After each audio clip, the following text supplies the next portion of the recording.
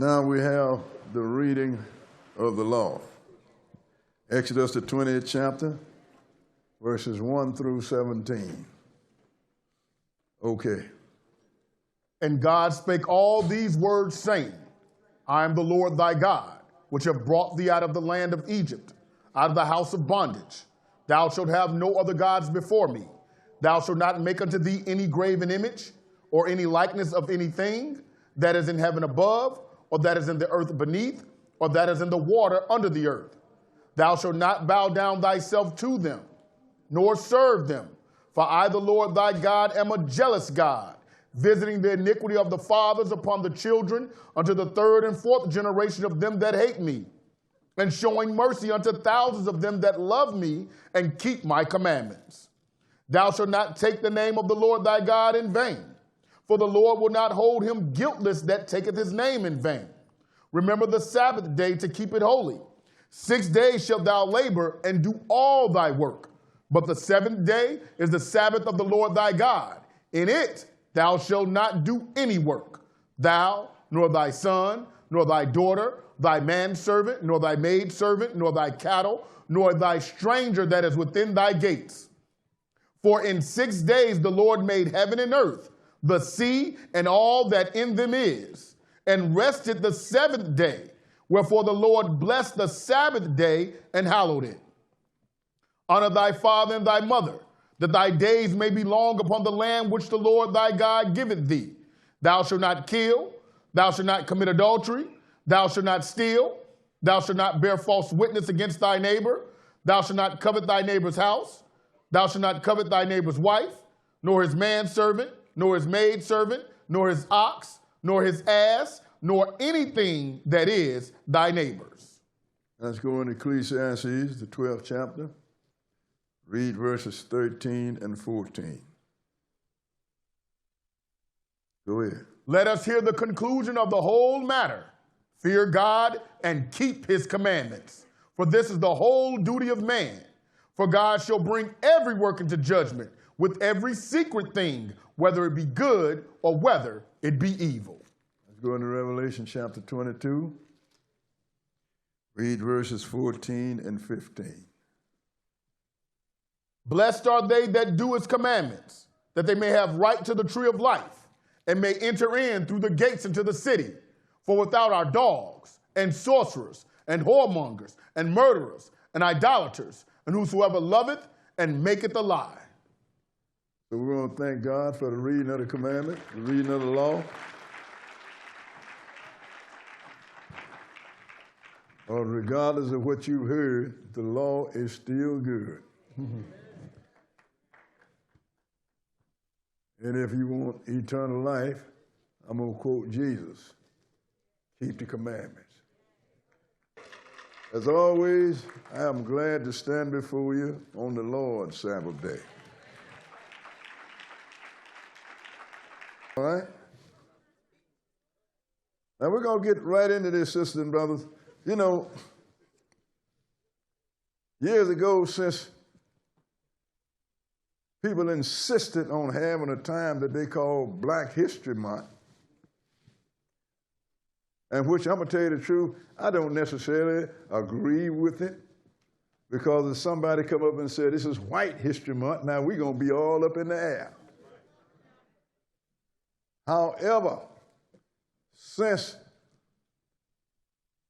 the forces and the powers that be insist on having Black History Month, I just say, well, we're going to show that Black history did not start and stop at the slave ships. In fact, we're going to show you, sisters and brothers, that this Bible is in your lap is our history, the history of Israel. But being that we have another people that call themselves Jews, which is one of the tribes of Israel, we had to do this thing in parts. So now, because of that, we want to show first thing in Black history, told by the prophets, the color of Israel. Black history told by the prophets, part 1, color. Brother Bowie, why is that important? Well, the whole thing is, it's not important to me, but it's in the Bible. And just like everything else in the Bible, I teach it. And when you get in Italian, say he's an Italian, that's cool. I'm a German, that's cool. I'm a Frenchman, that's cool. And get people that look like us say, I'm a Hebrew Israelite, you radical. It's not like that, sisters and brothers. We're just going to deal with matters of fact. And since we're going to have this month, and we're going to talk about our history, let's talk about it. But we're going to start this in Genesis, the 10th chapter, because we're going to let you see it according to the writing of the prophets. We didn't put any of this in here, but I noticed nobody bothered to deal with the historical part. Brother asked me one time, well, you know, what's important with the black Jesus? I said, well, you shouldn't put no image on the wall. But I tell you what's important. The important thing is that the picture you put on the wall don't look nothing like what Jesus looked like. So now, if we all go and adhere to the rule, then adhere to the rule of God and don't put nothing up there. And we have all been brainwashed, sisters and brothers, by the Gentiles. Who are the Gentiles? Those are the Europeans, the people that we call white people. For whatever their reasons are, that's between them and God. But we're going to read you this Bible, and you will decide what color Israel is. Well, why do we need that, Brother Bowie? First thing is, Israel are the chosen priests of God. If you want to know what God wants you to do, you got to go to his priest. And if you go to this guy that calls himself a Jew, you're going to find little jokes and little snide little remarks. And when I look at them, I think about cartoons, sisters and brothers. Never go into the scripture and deal with it. We're going to deal with it. We're going to take our time. We're going to start at Genesis, the 10th chapter. Because, sisters and brothers, when it really comes down to it, all of us came out of Adam and Eve. And then once the Lord drowned everybody, all of us came out of Noah. If you didn't come out of one of Noah's sons, then you don't exist. So being that we have the same mother and the same father, that let me know that God has the same reward for everybody. It's just that he chose him a protocol since man fell away. He chose a people that will bring the rest of the sons of Adam back to him, and that is Israel. I can read you that, and we're going to see some of that, especially when we get to the priest part. So now, we're going to need Noah. If you didn't come out of Noah, you don't exist. I don't care what color you are. Brother asked me in an email, look, if Abraham was black and Hagar was black, how did we come up with the Arabs? I say, because God wanted it that way. How is it you're going to tell me about Hagar and Abraham, and you should have started with Adam and Eve? Everybody, look at all these different sizes, different colors, different shapes. Come out of two people. So if you're going to ask about why this person here is not black, and he come out of two blacks, ask me why is it that all of these different colors and shades come out of two people, Adam and Eve. And when you ask me that, I'm going to tell you, ask God when you see him.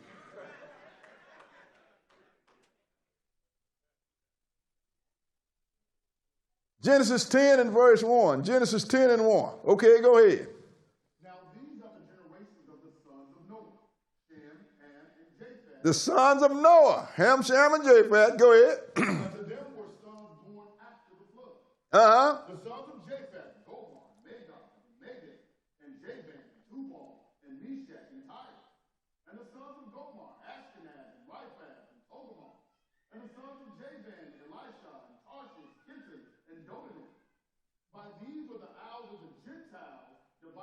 their lands, everyone after his tongue, after their families, in their nation. Now you know who the Gentiles are, the sons of Japheth. You've been told that lie, if you ain't a Jew, you're a Gentile. That's the biggest lie ever been told. Gentile come out of the son of Japheth, sisters and brothers, which we call European and white folks. So now you know what a Gentile, who a Gentile is and what it looked like. That's the one we call white. But go ahead and read. And the sons of Ham, Cush and Mizraim and Put and Canaan. Then the sons of Cush, Seba and Havilah and Septah and Raamah and Septeka. And the sons of Raamah, Sheba and Dedan. And Cush begot Nimrod. He began to be a mighty one in the earth. He was a mighty hunter before the Lord. Wherefore it is said, even as Nimrod, the mighty hunter before the Lord. Now, these are the sons of Ham, sisters and brothers. Cush, Ham's oldest son. That's when the Greeks look upon the Cushites, they say, these people have burnt faces. The Greek word for burnt face is Ethiop, from which Ethiopia came. Then when they look upon the Mizraimites, they say, these people are black. Greek word for black is Egypt. But we don't know that because we haven't been taught nothing. So all the rest of these, even Nimrod, he came out of Ethiopia.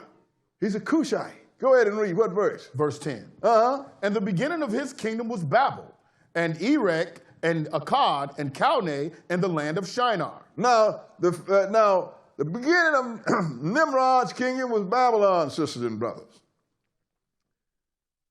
Babylon, the first Babylonians were black folks, sisters and brothers.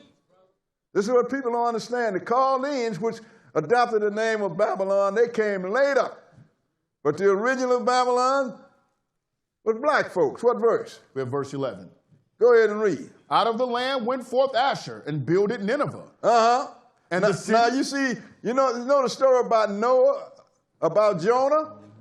How he didn't want to go and prophesy to Nineveh because he knew they was going to repent?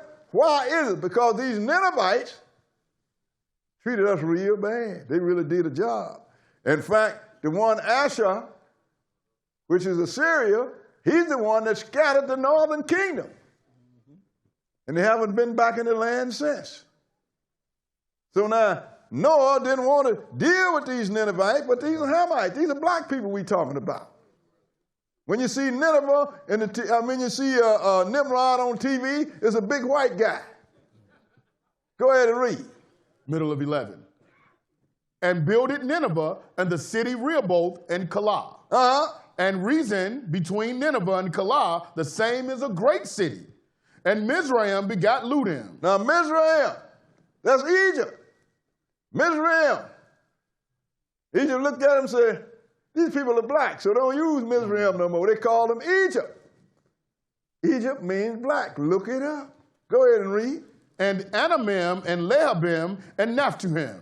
And Pathrusim and Casuhim, out of whom came Philistine. Now, when you see the Philistine, those are the ones that you saw Goliath. The giant came under. Then they show you in the movies, you got David, a little white guy, and Goliath, a big white guy. Goliath was a Hamite.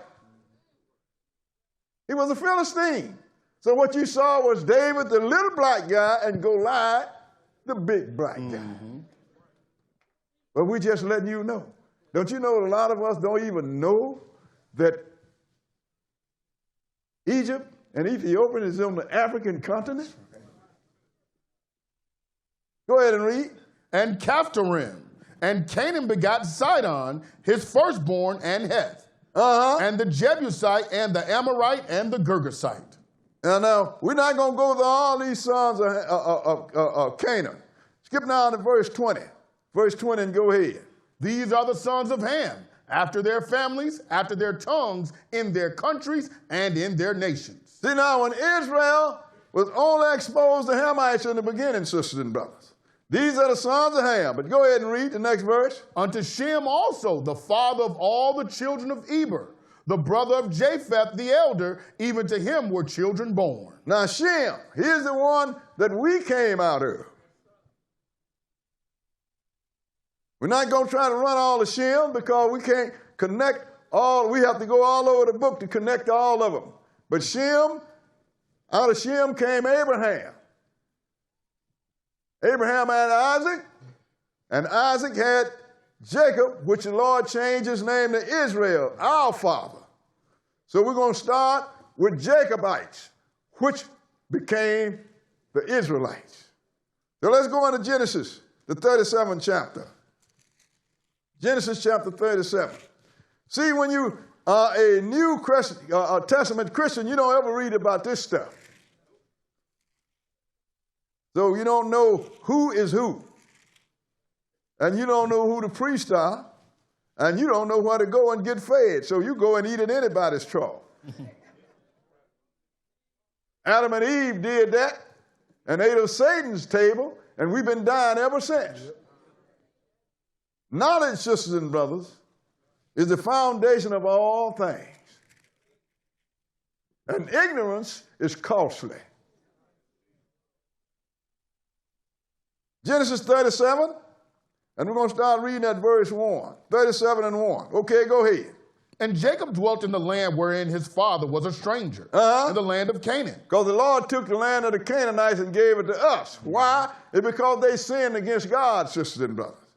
So Jacob was dwelling in the land of Canaan. Go ahead and read. These are the generations of Jacob.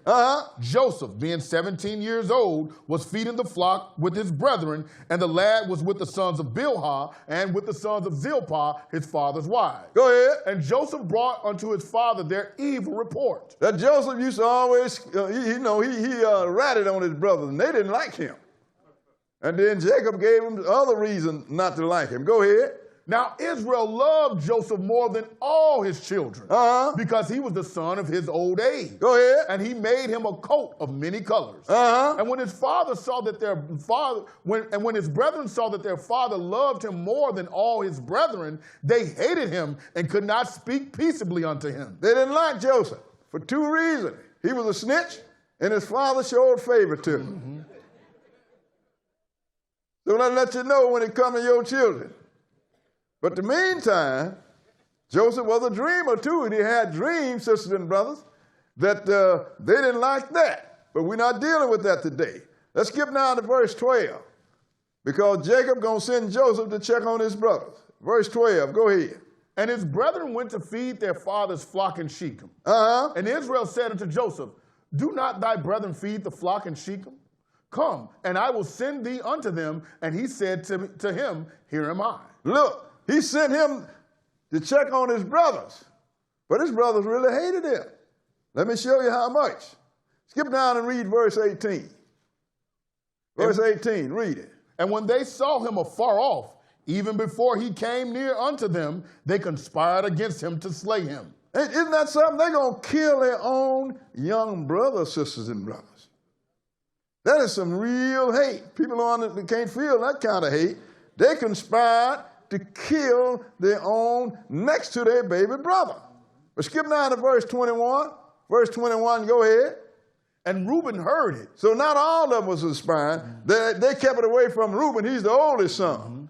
But he heard it, and what did he say? Go ahead and read. And he delivered him out of their hands and said, let us not kill him. And Reuben said unto them, shed no blood, but cast him into this pit that is in the wilderness, and lay no hand upon him, that he might rid him out of their hands to deliver him to his father again. So now, he said, look, let's cast him into this pit where ain't no water.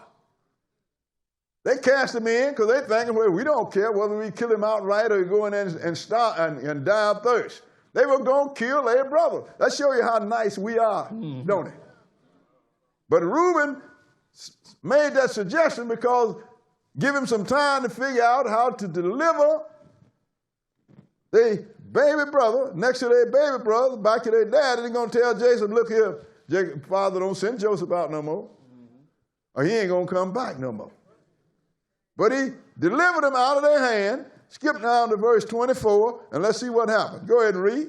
And they took him and cast him into a pit, And the pit was empty. There was no water in it. And they sat down to eat bread, and they lifted up their eyes and looked, and behold, a company of Ishmaelites came from Gilead with their camels bearing spicery and balm and myrrh, going to carry it down to Egypt. So now they sitting up there eating and drinking water, and their baby brother down in a hole in a pit, thirsty and starving. That showed this great love that us Israelites got, right? Because these are the fathers, these are your fathers we're reading about here. Nobody else's fathers. They don't run around thumping your chest. But then here come a bunch of Arabs. That's Ishmaelites, because Ishmael is the children of is the father of the Israelite. Now you might see Midianites they threw in here a couple of times. All that means is the Ishmaelites that live in Midian. Like the land of Midian now is owned by Saudi Arabia, which are Arabs, Israelites. But go ahead and read. Let's see what happened. Go ahead. And Judah said unto his brethren, what profit is it if we slay our brother and conceal his blood? Go ahead. Come, and let us sell him to the Ishmaelites, and let not our hand be upon him, for he is our brother and our flesh, and his brethren were content. So let's sell him to the Arabs, and all of them agreed with it. Go ahead, except for one, but go ahead. Then there passed by Midianites merchantmen. These are the same people, Ishmaelites from Midian. Okay, go ahead. And they drew and lifted up Joseph out of the pit, and sold Joseph to the Ishmaelites for 20 pieces of silver, and they brought Joseph into Egypt. So now they sold him and they brought him into Egypt. Skip down to verse 36. Verse 36 and go ahead. And the Midianites sold him into Egypt unto Potiphar, an officer of Pharaoh's and captain of the guard. So now, an Egyptian bought it. Now, Egypt is Ham's second only son, which is black, sisters and brothers. Now let's go into Genesis, the 39th chapter. Genesis chapter 39. And we're going to put you some pictures up there and show you. We're not going to just tell you something and leave you to, well, you know, he said. We're going to show you some facts today. So whatever you want to believe is up to you, but we're going to show you what time it is. 39 and 1. Genesis 39 and verse 1. Go ahead and read. And Joseph was brought down to Egypt, and Potiphar, an officer of Pharaoh, captain of the guard, an Egyptian, bought him of the hands of the Ishmaelites, which had brought him down thither. Now think about it. You're talking being sold in slavery. The first time we were sold was by our own brothers. Second time we were sold was by our cousin, the Ishmaelites. Ishmael came out of Abraham. And finally, we got around to the Hamites, and that's who bought us, which is Egypt. Original name Mizraim. Go ahead and read. And the Lord was with Joseph, and he was a prosperous man, and he was in the house of his master, the Egyptian. Go ahead. And his master saw that the Lord was with him, and that the Lord made all that he did to prosper in his hand. And we still doing this. We made this country rich, didn't we? So we just didn't start making the people that own us rich. So when he saw a prosper in his hand, I'm going to put him over everything. Go ahead and read. And Joseph found grace in his sight, and he served him, and he made him overseer over his house, and all that he had, he put into his hand. And so Joseph, blessing, was given to the Egyptian. But then something else developed. Let's see what that is. Skip down to verse 7. Verse 7 and go ahead. And it came to pass after these things that his master's wife cast her eyes upon Joseph. And she said, lie with me. Go ahead. But he refused and said unto his master's wife, behold, my master wotteth not what is with me in the house. He said, look, my master don't even know all he have in the house, because I'm the one that's over it. Go ahead and read. And he had committed all that he had to my hand. Go ahead. There is none greater in this house than I. Go ahead. Neither hath he kept back anything from me but thee. The only thing he kept back from me is you. Go ahead and read. Because thou art his wife. How then can I do this great wickedness and sin against God? And sin against who? God. That means that this boy knew the commandments, didn't he? He knew that thou should not commit adultery, because that's what it would have been. Go ahead and read. And it came to pass, as she spake to Joseph day by day, that he hearkened not unto her, to lie by her or to be with her. This woman was at him every day. And you think some of that didn't happen to us when we was in chattel slavery? And he kept avoiding it. Skip down to verse 12. That had to be rough, man. Your master's wife is at you every day, not every other day. Go ahead and read. And she caught him by his garment, saying, lie with me. And he left his garment in her hand and fled and got him out. He ran. He should have wrestled his garment out of her hand first before he ran. But she probably caught him by surprise. And being that he ran, she finally come to the conclusion that this guy ain't going to sleep with me. And let's see what she did. Skip down to verse 16. Verse 16 and go ahead. And she laid up his garment by her until his Lord came home. And she spake unto him according to these words, saying, the Hebrew servant which thou hast brought unto us came in unto me to mock me. Ain't that something? The Hebrew servant, I bet she said it nasty too. That old Hebrew servant that you brought in here, come in here and he mocking me. Go ahead and read. And it came to pass, as I lifted up my voice and cried, and he left his garment with me and fled out. In other words, I screamed and he ran. Go ahead and read. And it came to pass, when his master heard the words of his wife, which she spake unto him, saying, after this manner did thy servant to me, that his wrath was kindled. And Joseph's master took him and put him into the prison, a place where the king's prisoners were bound. Now that's a reasonable action on a man, a jealous man. I got this servant here, sure, my house is blessed, but he's going to go after my wife? I can't tolerate that. So I'm having him locked up. What verse? We're in the middle of 20. Go ahead and read. Where the king's prisoners were bound, and he was there in the prison. But the Lord was with Joseph, and showed him mercy, and gave him favor in the sight of the keeper of the prison.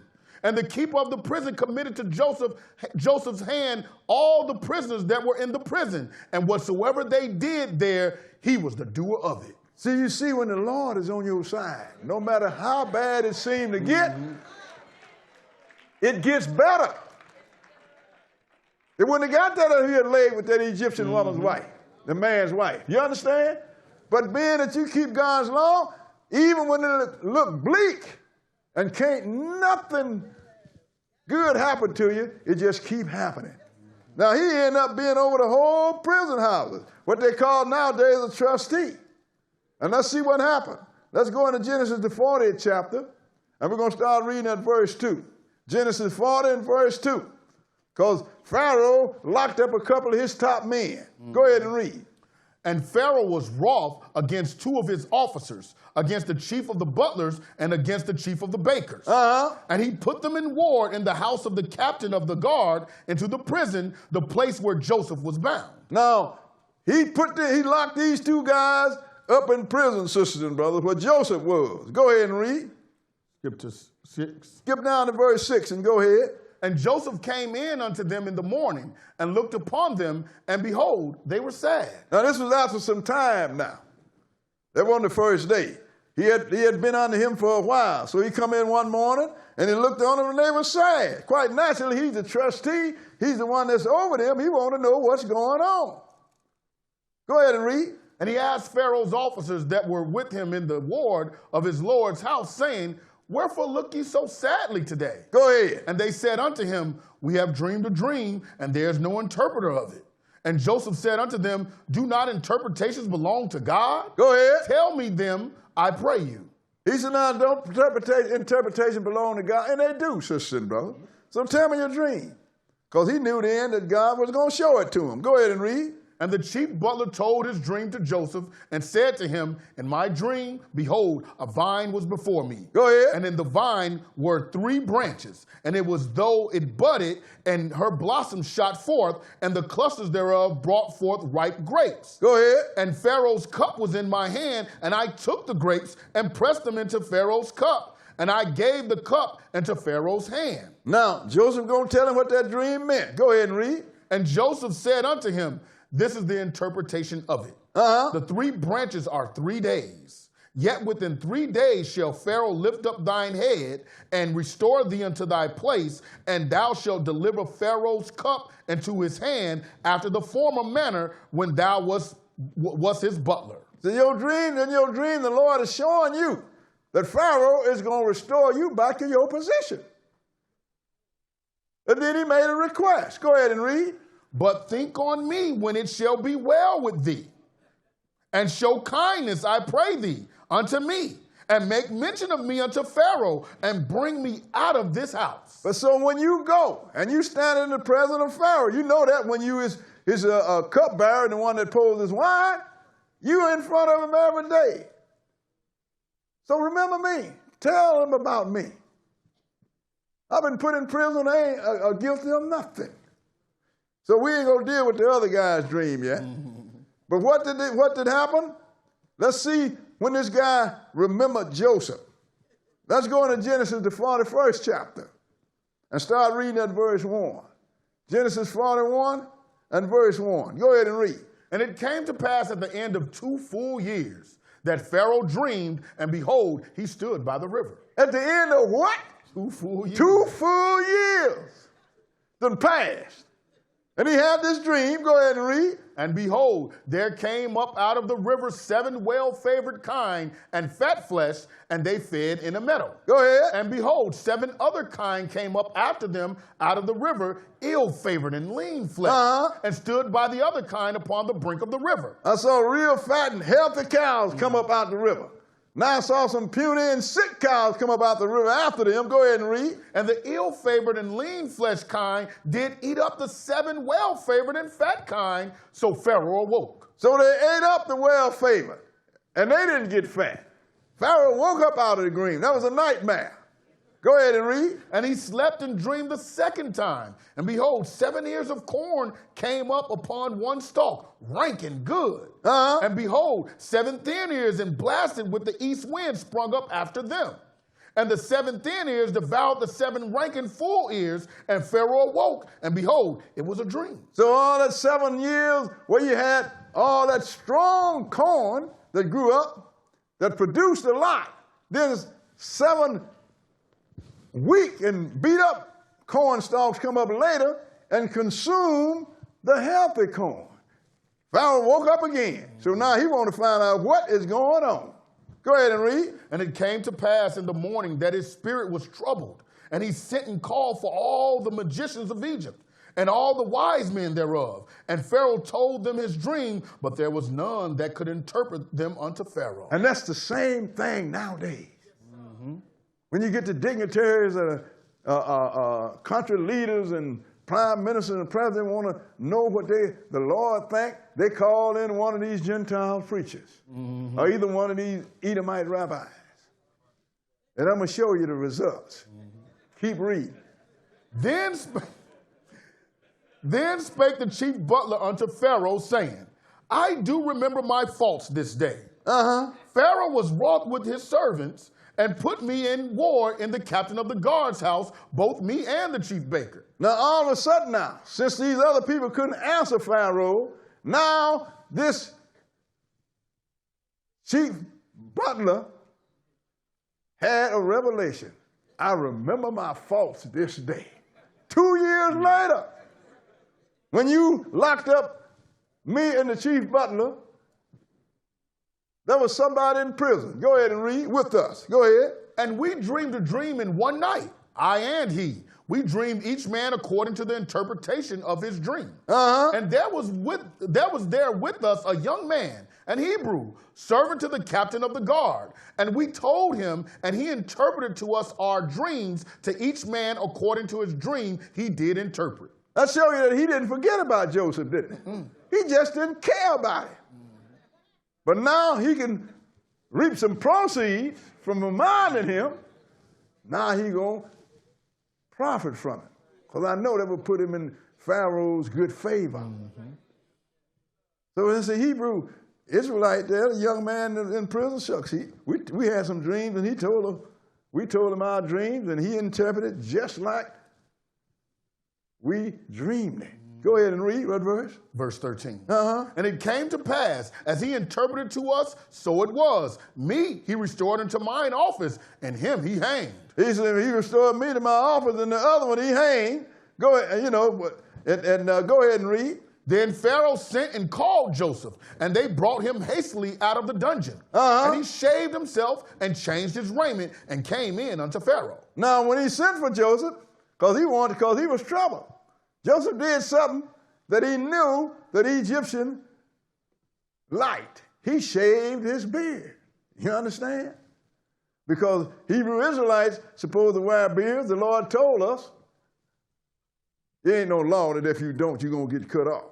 But Israelites wore beards, but Egyptians didn't like hair. Y'all notice that when an Egyptian, if you have any hair, he might have a little bit of string or something off his chin. So Joseph knew what to do. He shaved him, and he went in before Pharaoh. Go ahead and read what verse? Verse 15. Uh-huh. And Pharaoh said unto Joseph, I have dreamed a dream, and there is none that can interpret it. And I have heard say of thee that thou canst understand a dream to interpret it. Go ahead. And Joseph answered Pharaoh, saying, it is not in me. God shall give Pharaoh an answer of peace. Now see, Joseph ain't taking no credit. He's giving all the glory to God. And that's what you should do, sisters and brothers. It's not in me to do that, but God is the one that answer dreams. Skip down to verse 29. Mm-hmm. Verse 29 and go ahead. Behold, there come 7 years of great plenty throughout all the land of Egypt. See, he broke all that down because he listened to him tell him about the good kind and the bad kind, the good corn and the bad corn, and both of the bad times ate up the good time. So he said, what that means is you're going to have 7 years of good crops. Go ahead and read. And there shall arise after them 7 years of famine, and all the plenty shall be forgotten in the land of Egypt, and the famine shall consume the land. He said, now, and after that you're going to have 7 years of bad famine. And whatever you have gained in the good 7 years of good time, them 7 bad years are going to remove them. And it's going to be like you ain't never had no good times at all. Go ahead and read. And the plenty shall not be known in the land by reason of the famine following. Go ahead. It shall be very grievous. Go ahead, and it's going to be rough. Go ahead and read. And for that the dream was doubled unto Pharaoh twice. It is because the thing is established by God, and God will shortly bring it to pass. So Pharaoh, I'm telling you now, the reason you had it twice, because God's going to do it, and he's going to do it real soon. Mm-hmm. So I'm going to give you some advice. Go ahead and read. Now therefore let Pharaoh look out a man discreet and wise, and set him over the land of Egypt. Go ahead. Let Pharaoh do this, and let him appoint of officers over the land, and take up the 5th part of the land of Egypt in the 7 plenteous years. Now Joseph didn't ask Pharaoh to let him do it, didn't he? He says, seek out your guys that's wise and discreet, and set him over the land. Go ahead and read. And let them gather all the food of those good years that come, and lay up corn under the hand of Pharaoh, and let them keep food in the cities. Go ahead. And that food shall be for store to the land against the 7 years of famine, which shall be in the land of Egypt, that the land perish not through the famine. Now, that's some good advice. Show you this Pharaoh is pretty wise. Look what he said. Skip down to verse 29, brother. Verse 29. 39. 39, brother. And Pharaoh said... wait a minute. 39. It is 39? We're going to start at 29 anyway. 29. Go ahead. 29? Where are we at now? We need to go to 39. How can I mess up my own notes? 39. Okay, go ahead. And Pharaoh said unto Joseph, for as much as God hath showed thee all this, there is none so discreet and wise as thou art. Now that's a smart Pharaoh, wasn't it? Mm-hmm.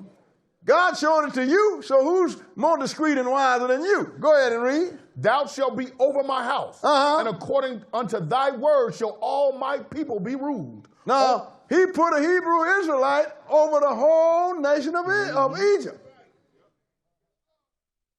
Go ahead. only in the throne will I be greater than thou.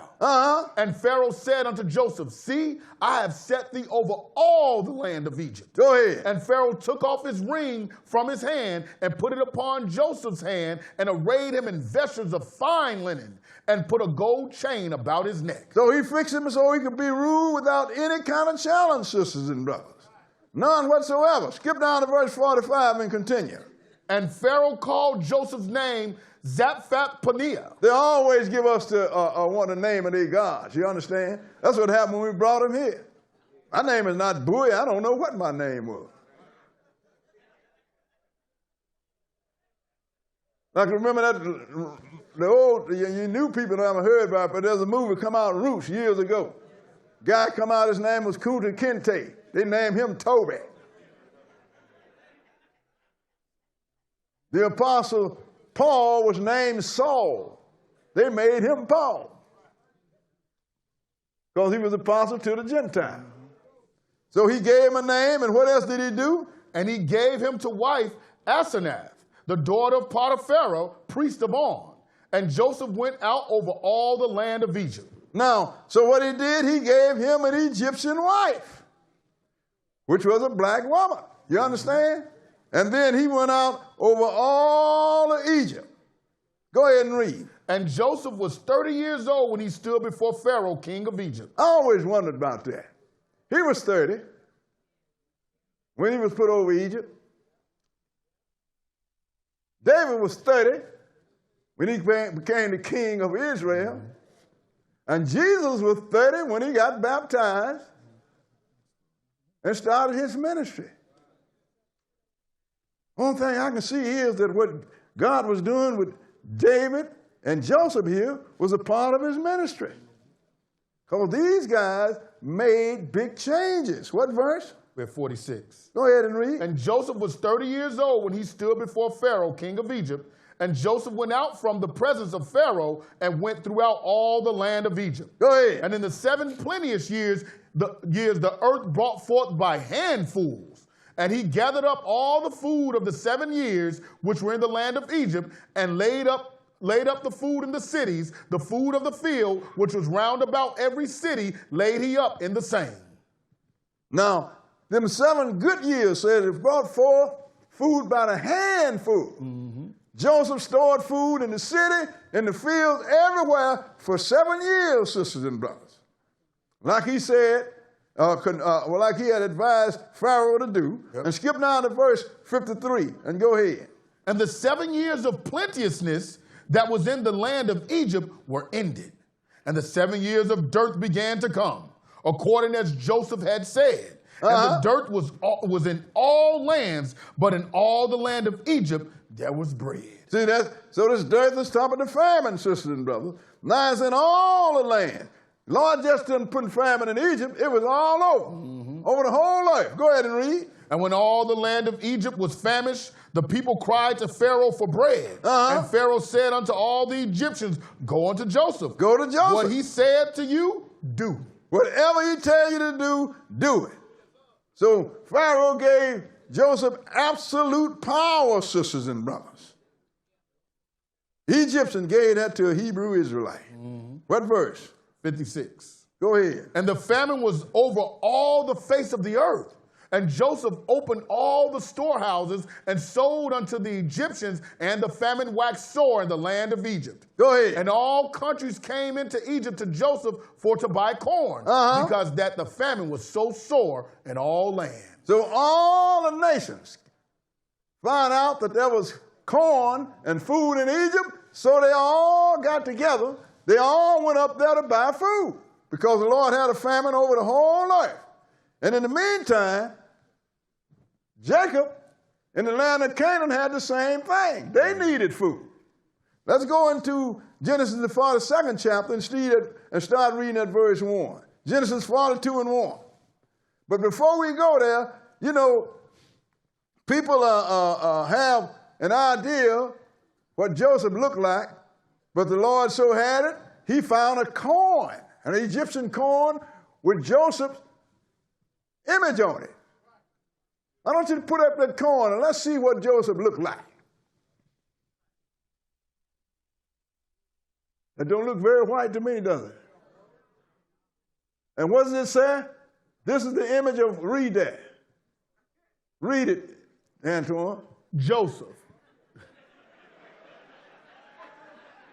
This is an image of Joseph that was found on a coin in the land of Egypt. It was found on a coin in the land of Egypt. Go ahead. According to the article, the back of the coin had images of wheat and corn named Joseph, Viceroy of Egypt. Viceroy, second ruler. And so this is what Joseph looked like. Okay? And he married a black wife too, an Egyptian. Now, let's look at this famine, because it was in the land of Canaan too. Genesis 42 and verse 1. 42 and 1. Go ahead. Now when Jacob saw that there was corn in Egypt, Jacob said unto his sons, why do you look one upon another? And he said, behold, I have heard that there's corn in Egypt. Go ahead. Get you down thither and buy for us from thence, that we may live and not die. So why y'all stand around looking at one another? I done heard that there's corn in Egypt. Get on down and buy some so we won't die. Go ahead and read. And Joseph's 10 brethren went down to buy corn in Egypt. It's 10 brethren. See, Benjamin didn't go with him. That's the baby brother. They went to buy corn in Egypt. Go ahead and read. But Benjamin, Joseph's brother, Jacob sent not with his brethren. Go ahead. He said, lest peradventure mischief befall him. Because he thought Joseph was dead. And he didn't want to see, because Joseph and Benjamin had the same mother. That's right. So he didn't want his other child by Benjamin's mother, Joseph's mother, to die like he thought Joseph had. So they went on down. Go ahead and read. And the sons of Israel came to buy corn among those that came, for the famine was in the land of Canaan. Go ahead. And Joseph was the governor over the land, and he it was that sold to all the people of the land. And Joseph's brethren came and bowed down themselves before him with their faces to the earth. See, because Joseph had a dream that was going to happen. And it happened. Go ahead and read. And Joseph saw his brethren, and he knew them, but made himself strange unto them, and spake roughly unto them. And he said unto them, whence come ye? And they said, from the land of Canaan to buy food. Go ahead. And Joseph knew his brethren, but they knew him not. They knew not him. Now, why would a Hebrew Israelite be the ruler over Egypt? If Joseph had looked like the people that call themselves Jews, sitting on the throne, the second ruler of Egypt, don't you know they would have said, wait a minute, this cat here look like us. Excuse me, sir. You wouldn't have to happen to be a Jew, would you? They thought he was an Egyptian. Why? Because the picture we showed you, let you know he looked like an Egyptian. And the Egyptian was black. These are his own flesh and blood brother. Now, if he had met him under any other condition, they might have recognized him, but they figure, hey, we ain't got no Hebrew Israelite that's ruling over Egypt. Go ahead and read what verse? Verse 9. Go ahead and read. And Joseph remembered the dreams which he dreamed of them, and said unto them, ye are spies. To see the nakedness of the land ye are come. Go ahead. And they said unto him, nay, my Lord, but to buy food are thy servants come. Go ahead. We are all one man's sons. We are true men. Thy servants are no spies. And he said unto them, nay, but to see the nakedness of the land ye are come. I mean, he was putting some pressure on them. But eventually, he got up off it. Skip now to verse 21. Verse 21. And go ahead. And they said one to another, we are verily guilty concerning our brother. Now all of a sudden they remember Joseph. You understand? Still didn't know that was him. We are very guilty concerning our brother. Go ahead and read. And that we saw the anguish of his soul when he besought us, and we would not hear. That's because they hated him so. Go ahead. Therefore is this distress come upon us. Now payday is come. Go ahead and read. And Reuben answered them, saying, spake I not unto you, saying, do not sin against the child? Now they were doing all this talking in the Hebrew. Look, man, didn't I tell y'all not to sin against the child? Go ahead and read. And ye would not hear. Therefore, behold, also his blood is required. So now we're going to pay the price. Go ahead and read. And they knew not that Joseph understood them. For he spake unto them by an interpreter. All that talking they was talking about, they didn't know that Joseph understood Hebrew.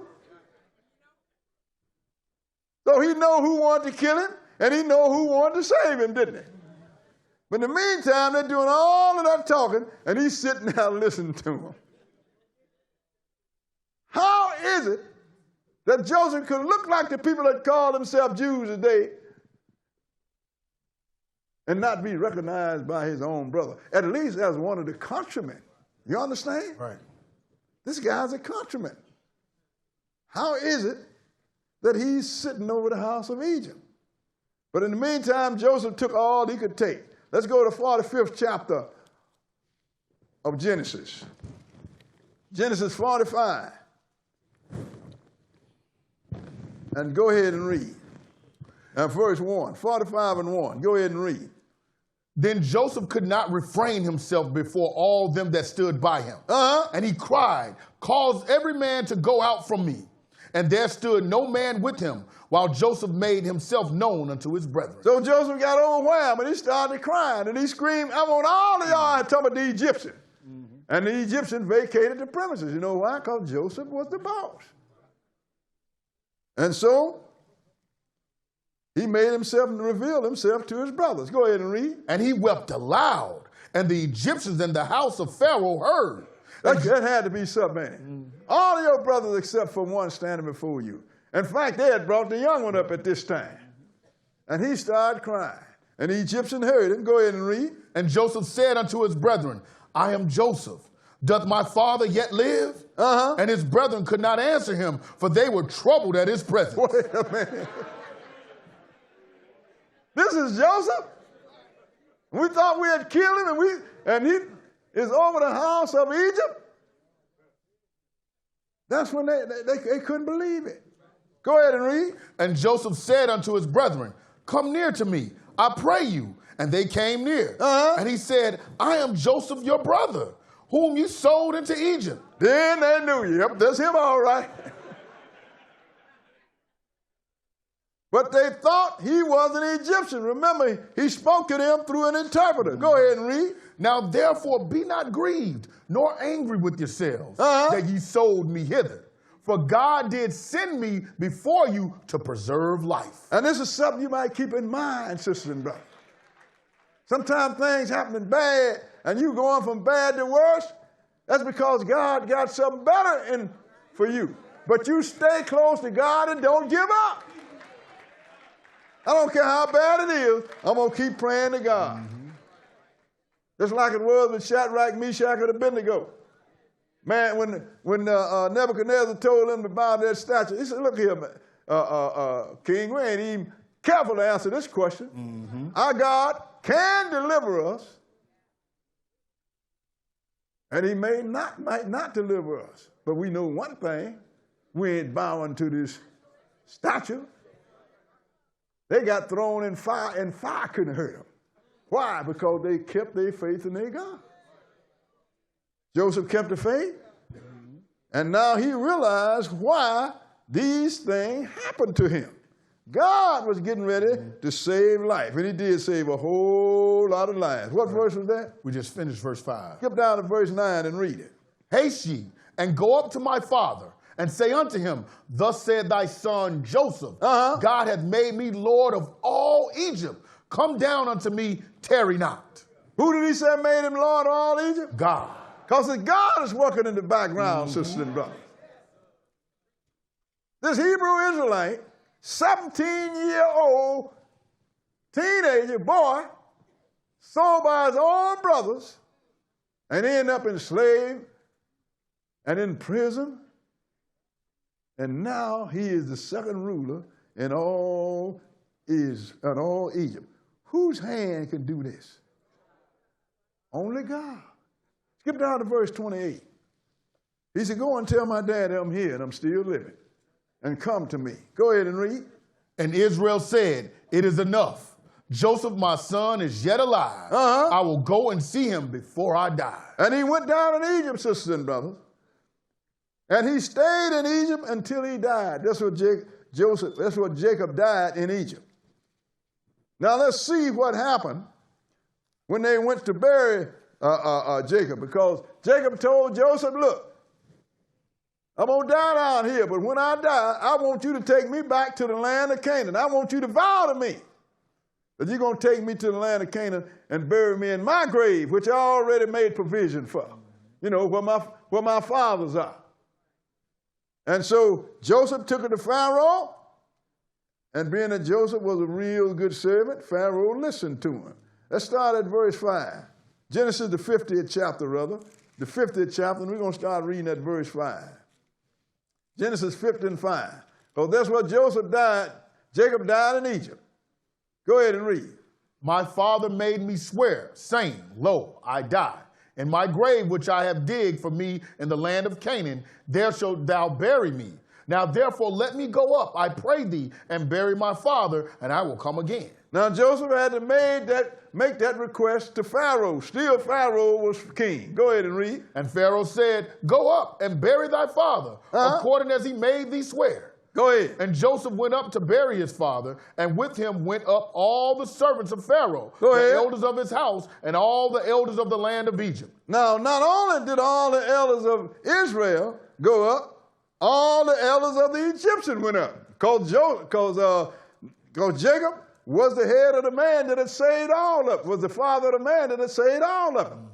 Joseph was a big guy down there. Go ahead and read. And all the house of Joseph and his brethren and his father's house, only their little ones and their flocks and their herds, they left in the land of Goshen. Go ahead. And there went up with him both chariots and horsemen, and it was a very great company.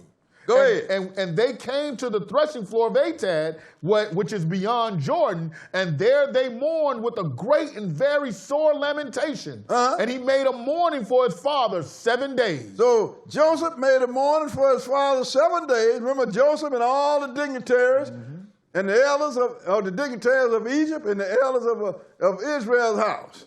And let's see what happened. Go ahead and read. And when the inhabitants of the land, the Canaanites, saw the mourning in the floor of Atad, they said, this is a grievous mourning to the Egyptians. This is a grievous mourning to the Egyptians and the Hebrew Israelites. The Egyptians. They only mentioned Egypt, didn't they? Go ahead and read. Wherefore the name of it was called Abel Mizraim, which is beyond Jordan. So that's why it said Abel Mizraim. That means the mourning of the Egyptians. They didn't know Israelites was mingling among them.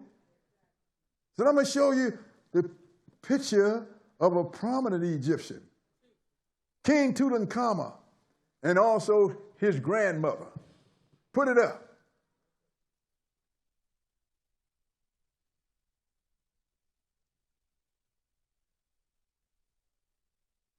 King Tut, y'all done heard of him, right? It's Tutankhamun. This is King Tutankhamun, and this is his grandmother, Queen Tai. And that is the throne room with him and his wife. These Egyptians here, and you notice them cornrows under that skull over there? Who wears them?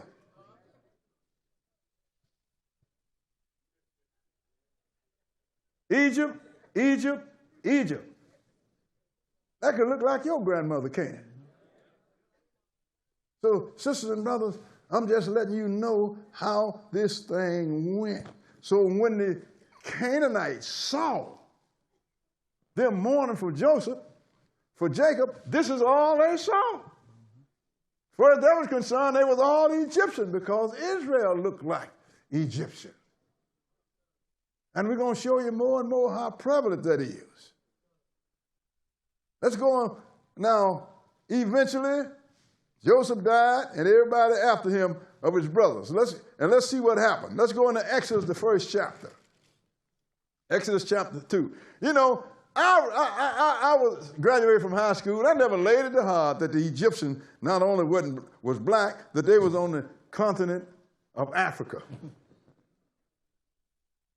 Ham's second oldest son. Exodus 1, and let's see how many it was when Jacob went down into Egypt. How many he had that come out of him. Go ahead and read. Now these are the names of the children of Israel. Exodus 1 and 1. Now these are the names of the children of Israel. Go ahead and read.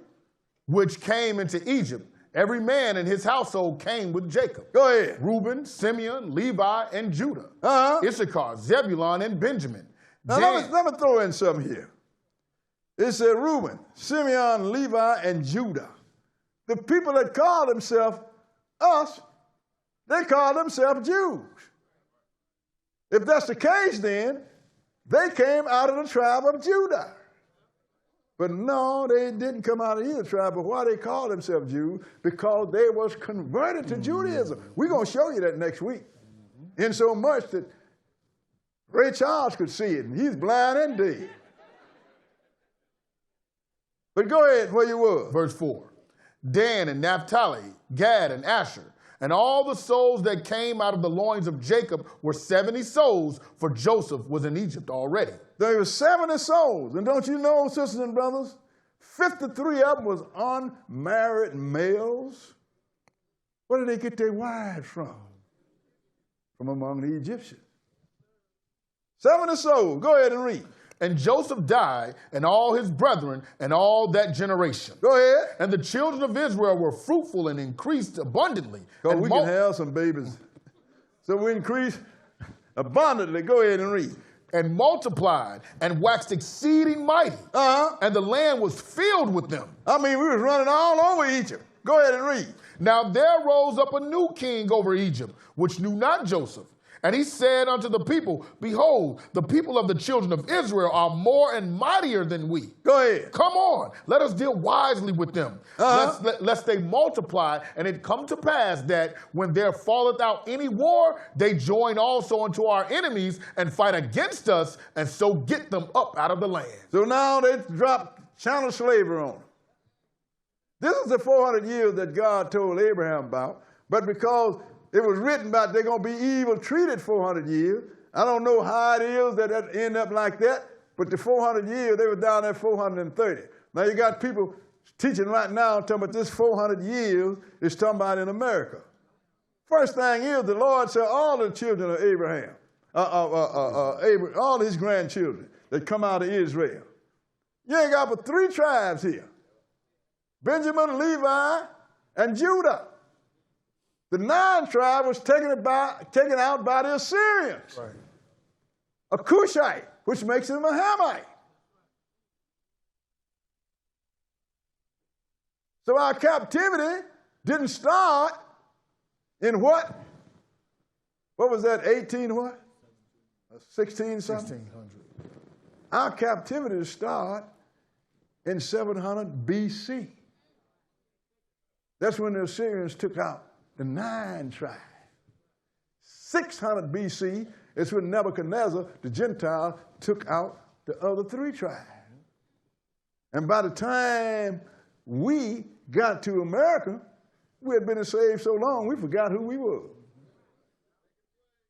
What verse? We're at verse 11. Go ahead. Therefore they did set over them taskmasters to afflict them with their burdens. Go ahead. And they built for Pharaoh treasure cities, Pithom and Ramesses. Oh, so maybe we did all these great edifices in Egypt. Maybe we built them and not the Egyptians. Go ahead and read.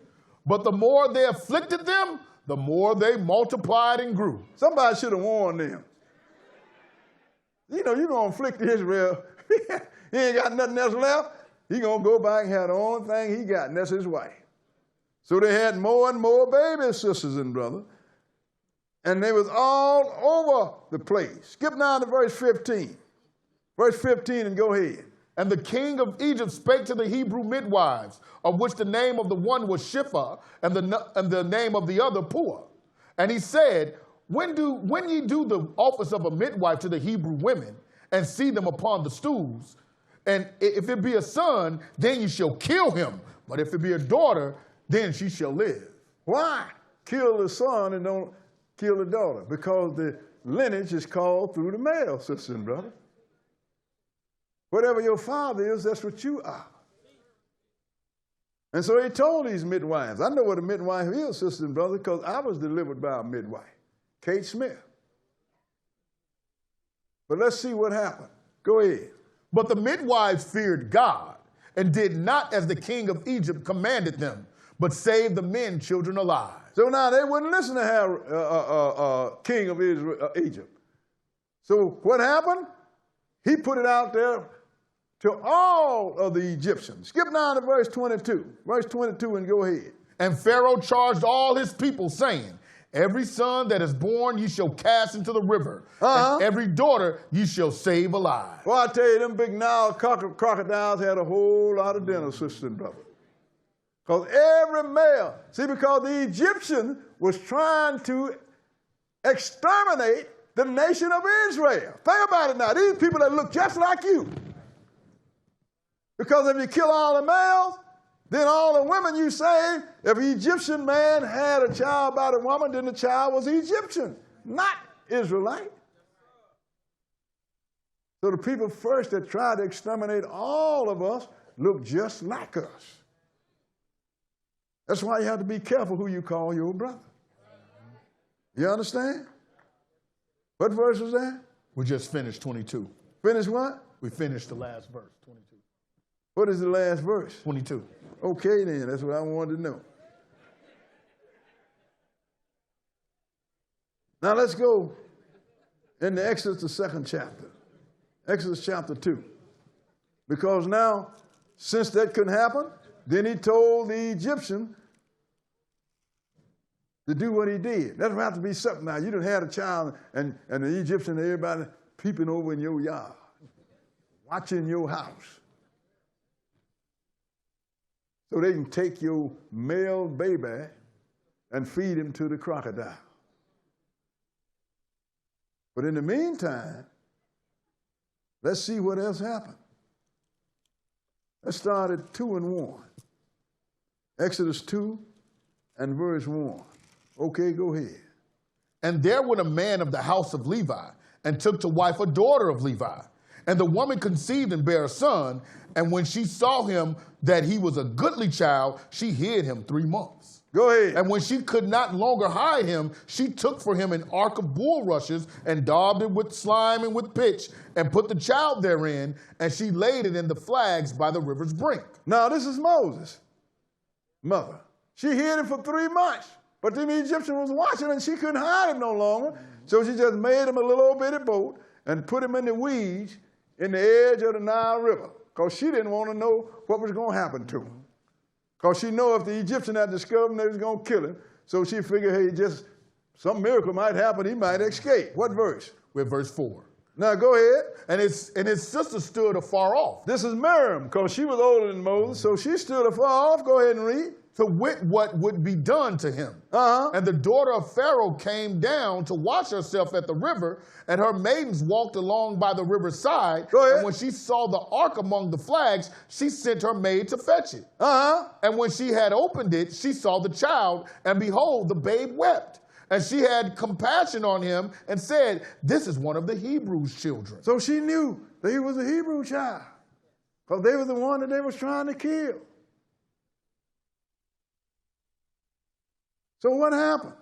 Keep reading. Then said his sisters to Pharaoh's daughter, shall I go and call to thee a nurse of the Hebrew women, that she may nurse the child for thee? Go ahead. And Pharaoh's daughter said to her,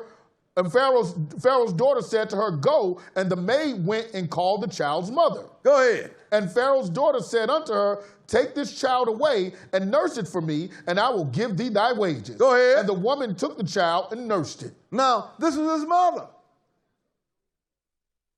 nursing her child for an Egyptian woman.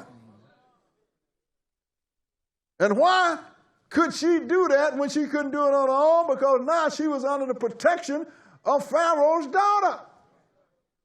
And everybody thought that this was Pharaoh's son. How can that, it's Pharaoh's daughter's son. How can that be? What verse? Verse 10. Go ahead. And the child grew, and she brought him unto Pharaoh's daughter, and he became her son. And she called his name Moses. So now, he became her son. And the name Moses, Hebrew said Moshe. They think that's a Hebrew name, that's an Egyptian name. Who named him? An Egyptian. The Egyptian woman. He knew who he was because I'm pretty sure his mother told him. But Pharaoh's daughter is the one, once he was weaned, that means she got him from little. And she raised him up. She gave him his name. And think about this, sisters and brothers. Pharaoh is trying to kill the Hebrew Israelites male. Now, how is his daughter going to come up with a baby and say, he is mine, and the Egyptian look like me, and the baby look like the people that call themselves Jews? You think she could pull that off? No. How could he pass for Pharaoh's grandson? Because he looked like it. You know, I'm a grandfather too. I got 3 grandchildren, and all of them stood on my knee. And some of them, especially the last 2, some people used to complain because I used to sit on the stage on 75th Street, and they be on my knee. And I was so proud, my grandbabies. I'm pretty sure Moses sat on the knee of Pharaoh many days. Mm-hmm. And he didn't know that he was the one he was trying to have killed. Mm-hmm. Think about it. Go ahead and read. What verse? We're in the middle of 10. And she called his name Moses, and she said, because I drew him out of the water. Go ahead. And it came to pass in those days, when Moses was grown, that he went out unto his brethren and looked on their burdens, and he spied an Egyptian smiting in Hebrew one of his brethren. Now, he knew who he was. Remember, his mother raised him until he was weaned, but she probably told him now you got to sit on, you're going to have to be the son of Pharaoh's daughter. Now, don't ever tell them that you're a Hebrew Israelite. And the daughters probably told him too, over and over. Don't say that, because if you do, they're going to kill you. So he went out there and saw these Egyptians beating the Hebrews, because the Hamites was the first one that beat up on us. Gentiles hadn't even come into the scene yet. Mm-hmm. Go ahead and read. And he looked this way and that way, and when he saw that there was no man, he slew the Egyptian and hid him in the sand. So he killed the Egyptian and buried him in the sand. But then Pharaoh found out about it. Skip down to verse 15. Verse 15 and go ahead. Now when Pharaoh heard this thing, he sought to slay Moses. But Moses fled from the face of Pharaoh and dwelt in the land of Midian, and he sat down by a well. Now, so he ran with the land of Midian, which is southwest Saudi Arabia now. Mm-hmm. And he sat down by a well, and let's see what happened. Go ahead and read. Now the priest of Midian had 7 daughters, and they came and drew water and filled the troughs to water their father's flock. Go ahead. And the shepherds came and drove them away, but Moses stood up and helped them and watered their flock. So these shepherds must have been doing that all the time. They wait till the women brought the water, and then they come up there and take it from them. Mm-hmm. But this time, Moses was there. And when the shepherd pulled out, then Moses rose up on him. And he got the water for the girls. Go ahead and read. What verse? Verse 18. And when they came to Reuel, their father, he said, how is it that ye are come so soon today? Because he ain't used to them getting back to that, because the shepherds did, because they weren't nothing but a bunch of girls. So the shepherds did that to them every time they went to get water. Mm-hmm.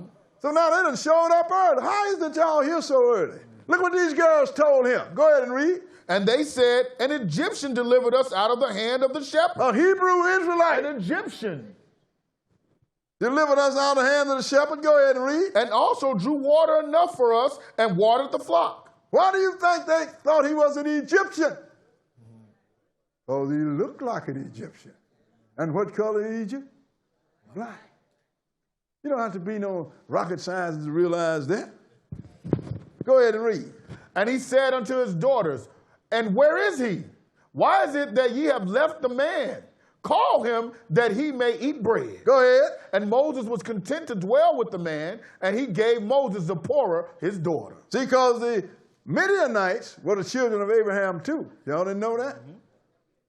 So all these people look the same. Skip down to verse 23 and go ahead. And it came to pass in the process of time that the king of Egypt died. And the children of Israel sighed by reason of the bondage. And they cried, and their cry came up unto God by reason of the bondage. So this king here that wanted to kill Moses, he died. So now the Lord's going to send him back. Skip down to verse 23. We just read 23. We just read 23? Yes. Well, let's go to the next one. I got to get out of this lesson. Good grief. Let's go in Exodus, the 3rd chapter. So now God's getting ready to send Moses back now. Exodus 3 and verse 1. Go ahead and read it. Now Moses kept the flock of Jethro, his father-in-law, the priest of Midian. And he led the flock to the backside of the desert and came to the mountain of God, even to Horeb. So now, Horeb, the mountain that the Lord stood on and gave the Ten Commandments, that was in the land of Midian. Go ahead and read.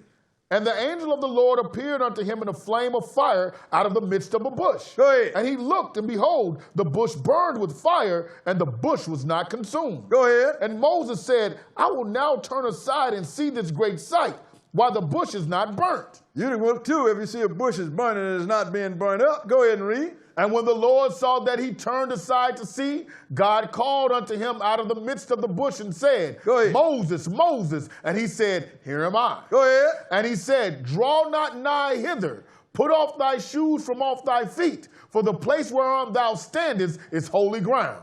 Go ahead. Moreover, he said, I am the God of thy father, the God of Abraham, the God of Isaac, and the God of Jacob. And Moses hid his face, for he was afraid to look upon God.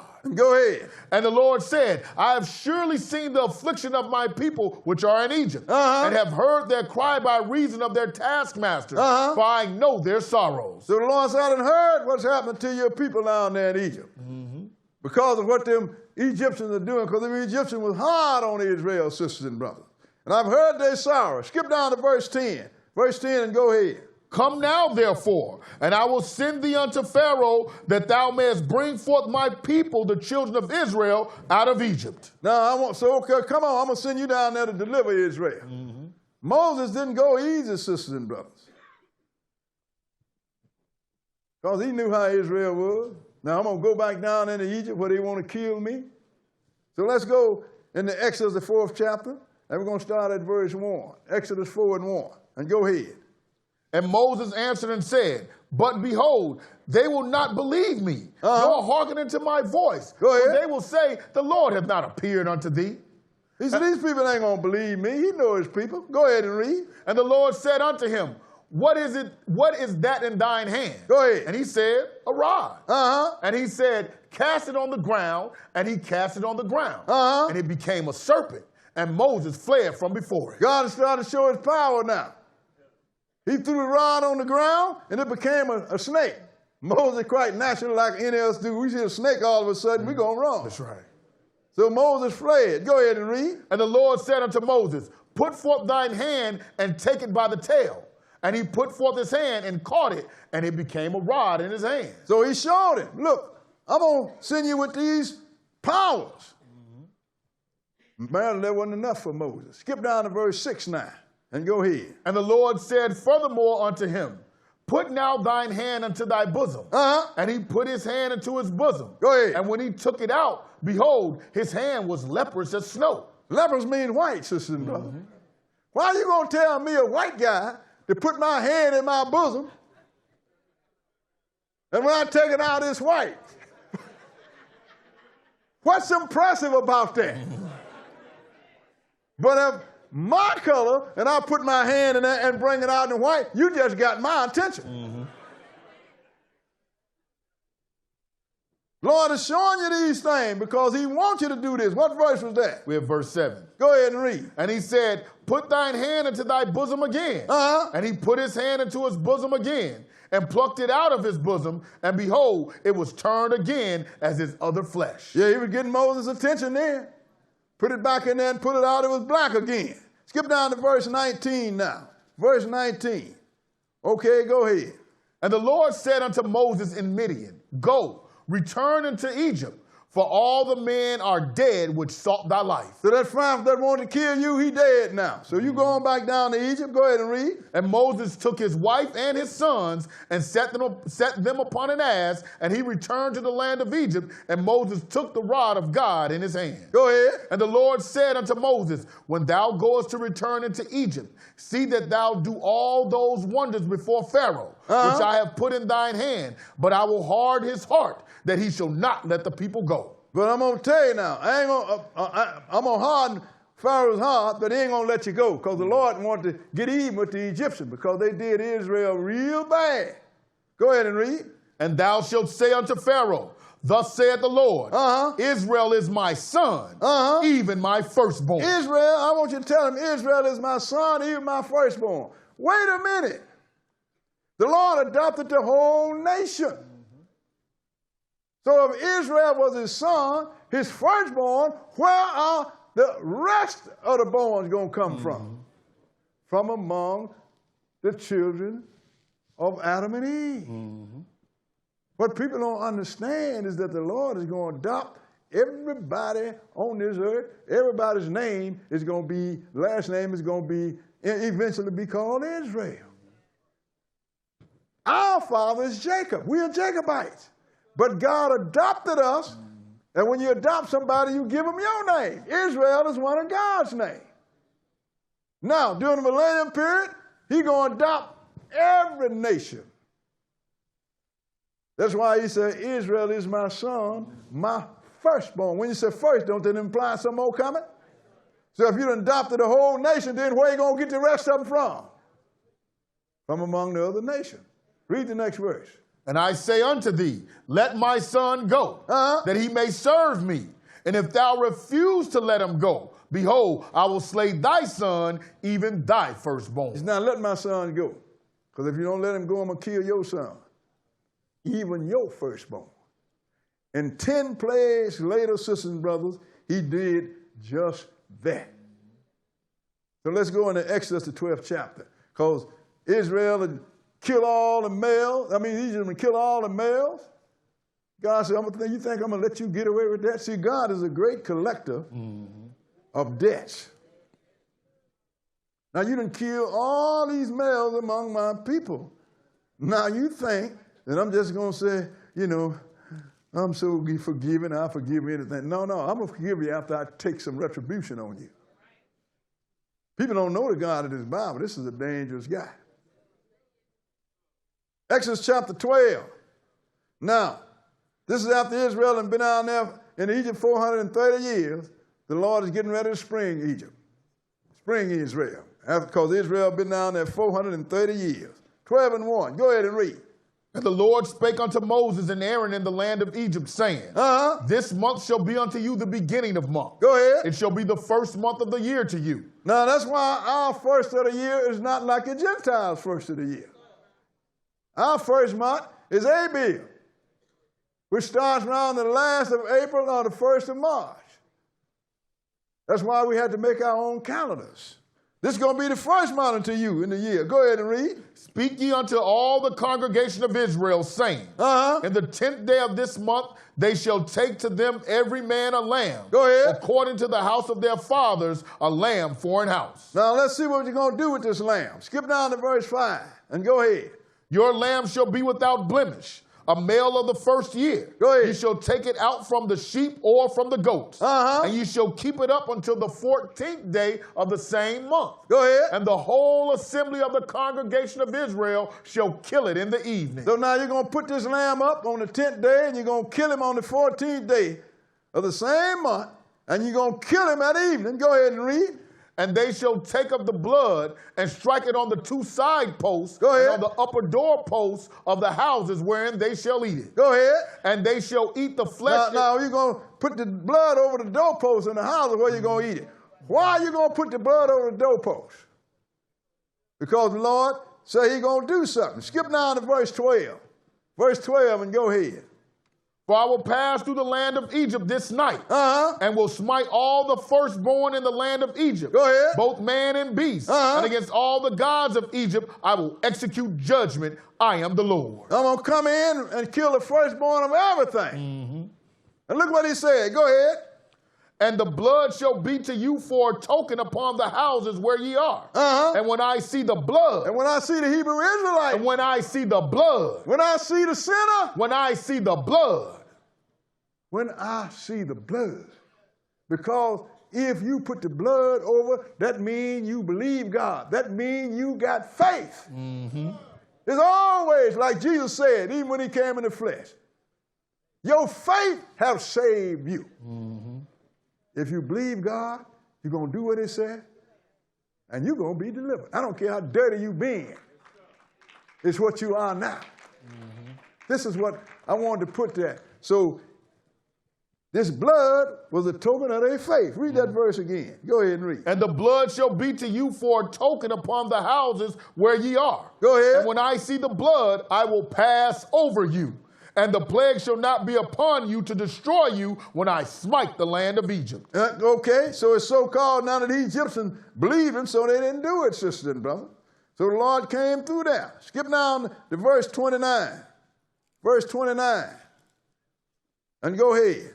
And it came to pass that at midnight the Lord smote all the firstborn in the land of Egypt. Go ahead. From the firstborn of Pharaoh that sat on his throne unto the firstborn of the captive that was in the dungeon. Go ahead. And all the firstborn of cattle. Go ahead. And Pharaoh rose up in the night, he and all his servants and all the Egyptians. And there was a great cry in Egypt, Go for ahead. there was not a house where there was not one dead. Because they didn't believe in the God of Israel. So he killed the firstborn of everybody except for Israel. And the only reason he didn't kill no Israelite because they had the blood over their doorposts. When I see the blood. What verse? Verse 31. Go ahead. And he called for Moses and Aaron by night and said, rise up and get you forth from among my people, Go ahead. both ye and the children of Israel, and go serve the Lord as ye have said. Go ahead. Also take your flocks and your herds as ye have said, and be gone, and bless me also. Then he always believed, but the Lord wouldn't let him get up off it because he done so bad. Bless me also. Go ahead and read. And the Egyptians were urging upon the people, and they might send them out of the land in haste. For they said, we be all dead men. So we got to get these Israelites out here because God's going to kill us all. Skip down to verse 37. Verse 37 and go ahead. And the children of Israel journeyed from Ramesses to Succoth, about 600,000 on foot that were men beside children. Well, they really increased in them 430 years, didn't they? From 70 souls that came and now it's 600,000, and then he even counted the women and the children. Right. Go ahead and read. And a mixed multitude went up also with them. And that's going to be the same thing, a mixed multitude, because all that believe in the God of Israel going to go with the people of Israel. Right. And they're going to be called Israel. Go ahead and read. And flocks and herds, even very much cattle. Go ahead. And they baked unleavened cakes of the dough which they brought forth out of Egypt. Now, how long was they there? Skip down to verse 40 and read it. Now the sojourning of the children of Israel who dwelt in Egypt was 430 years. That's 430 years. They had been down there that long, and they had grown into a nation, sisters and brothers. But in case you don't know whose land it was, let's go and look at it. Let's go in the 105th chapter of Psalm, Psalm 105.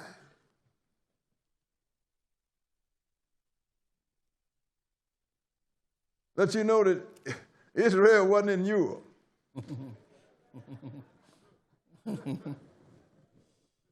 But people in teaching, they might teach you anything nowadays. Psalm 105, and we're going to read verse 1 first.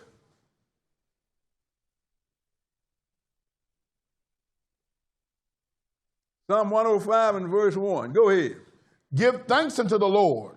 Call upon his name. Make known his deeds among the people. Make known his deeds among the people. We're supposed to tell people what the Lord has done, sisters and brothers. Not give some little pretty story. Tell what the Lord has done. Skip down to verse 5 and read it.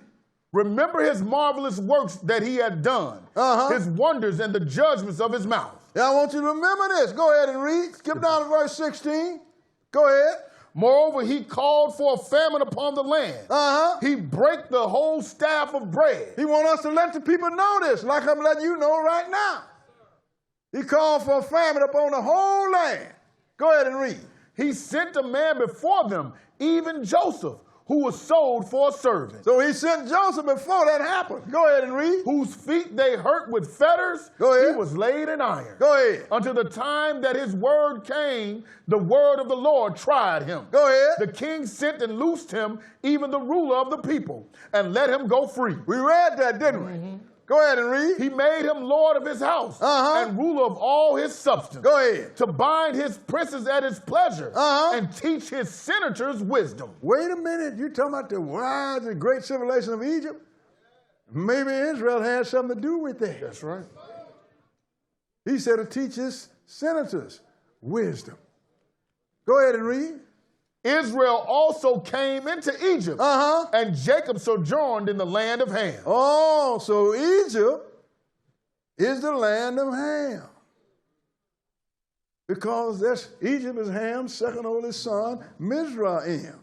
Go ahead and read. And he increased his people greatly and made them stronger than their enemies. Go ahead. He turned their heart to hate his people, to deal subtly with his servant. Go ahead. He sent Moses his servant and Aaron whom he had chosen. Go ahead. They showed his signs among them and wonders in the land of Ham. So all this went down in Ham's land, didn't it? He making it clear because he want to let you know that this was in the land of Ham. We want to show you something, sister and brother. There's a biblical dictionary, Zanderbond. And we're going to read and let you know who Ham's children are. Put that on the board. This is in the dictionary. This is what it says about Ham now. Read it out loud. Ham, the youngest son of Noah, born probably about 96 years before the flood, and one of 8 persons to live through the flood. Go ahead. He became the progenitor of the dark races, not the Negroes. What? Not the Negroes. We ain't dark, are we? Yeah, we dark. Okay, go ahead. But the Egyptians, Ethiopians, Libyans, and Canaanites. So if we didn't come out of Ham, where did we come from? That's why you don't ever hear the word come out of my mouth, African American. I didn't come out of Africa, I came through Africa. I didn't write this in the Zanderbond dictionary. We didn't come out of Ham, but we look like Ham, sisters and brothers. Haven't we been proving that all along? Now, when Jesus was born, the Roman was running the world, and they had put Herod in charge of the world. And let's see what happened. Let's go into Matthew, the second chapter. Matthew chapter 2.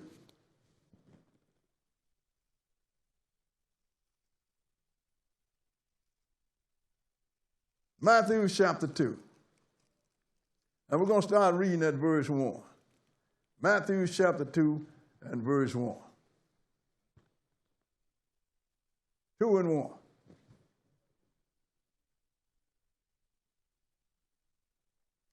Okay, go ahead. Now when Jesus was born in Bethlehem of Judea, in the days of Herod the king, behold, there came wise men from the east to Jerusalem. There came 3 wise men from the east. Wise men. All we know is 2 or more, don't we? That's right. Go ahead and read. Saying, where is he that is born King of the Jews? Where is he that's born my personal Savior? King of the Jews. Well, maybe Jesus been misrepresented, haven't he? Go ahead, that's what make him wise. Go ahead. For we have seen his star in the east and are come to worship him. Go ahead. When Herod the king heard these things, he was troubled, and all Jerusalem with him. Because this Herod was a murderer. And he killed everybody that tried to lay siege to the throne. Because the Romans had made him king over Jerusalem. Skip down to verse 7 and go ahead. Then Herod, when he had privily called the wise men, inquired of them diligently what time the star appeared. Now we're going to show you in next week's lesson that if this, because Herod was a converted Jew, we're going to show you that. He should not have to have called the Israelites to tell him when Jesus was born. If he was an Israelite, he would have known. But he was not an Israelite. And we're going to show you next week, he's one of those that call themselves Jews. Oh, this is just the tip of the iceberg, this lesson. Believe me. And we're getting it all out of the Bible. You are reading your history, Israel. But everybody else done read pieces of it and cut it up. What verse are we? We're at verse 8. Go ahead and read. And he sent them to Bethlehem and said, go and search diligently for the young child. Go ahead. And when ye have found him, bring me word again, that I may come and worship him also. Look, he didn't want to worship Jesus. He He wanted to kill it. Skip down to verse 12. Verse 12 and go ahead. And being warned of God in a dream that they should not return to Herod, they departed into their own country another way. Go ahead. And when they were departed, behold, the angel of the Lord appeared to Joseph in a dream, saying, Arise and take the young child and his mother and flee into Egypt. Wait a minute. If he was white, he should have sent him to Europe. That's right. He said, but I want you to take him and flee into Egypt. What verse? Middle of 13. Go ahead. And be thou there until I bring thee word, for Herod will seek the young child to destroy him. Go ahead. When he arose, he took the young child and his mother by night and departed into Egypt. And was there until the death of Herod, that it might be fulfilled which was spoken of the Lord by the prophet, saying, Out of Egypt have I called my son. So now he took him down to Egypt. The Egyptian was going to protect him now, to hide him. I want you to put up, before you put up my picture of Jesus, let's go to Great People of the Bible, page 301, and show you who was in charge of the land. Page 301. Then what's it say? Palestine in the time of Jesus. When Jesus was born in 6 BC, Palestine had been under Roman control for more than half a century. In 63 BC, Pompey put the area under the control of the new Roman province of Syria. And in 40 BC, Rome designated Herod king of Judea, which meant nearly the whole Palestine. Herod reigned until his death in 4 BC. And Herod also, and Rome also, was ruled in Egypt. And Herod was made king of Judea by the Romans. All Herod had to say was, look, if he had known where Jesus had fled, he isn't thus and so, and I want you to get him. But when he went out there, Jesus was just another black family among black families. Now let's see what Jesus, how could you have hidden Jesus and his family if you had sent him down to Egypt? Put that on the board. What?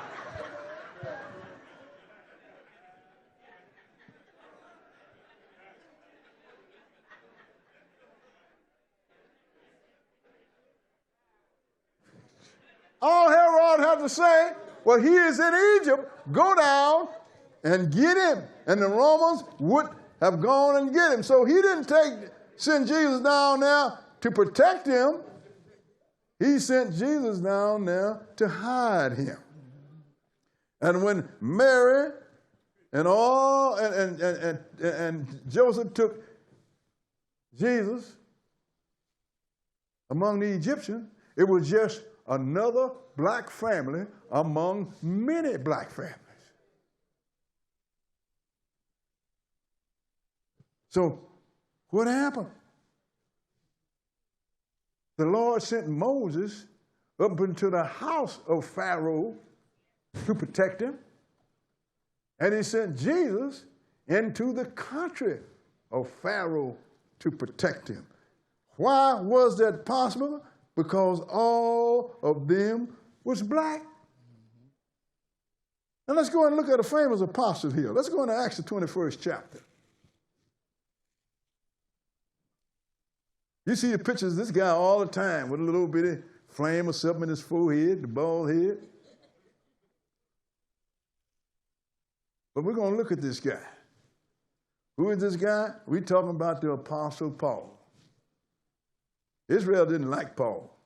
First thing here, because he was teaching the Gentiles. And another thing, too, they just didn't like him because he used to persecute the church. And everybody was scared of him.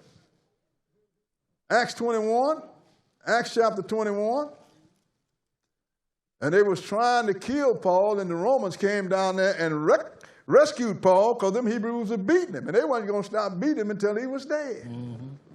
So now, when the Roman soldiers came and rescued Paul,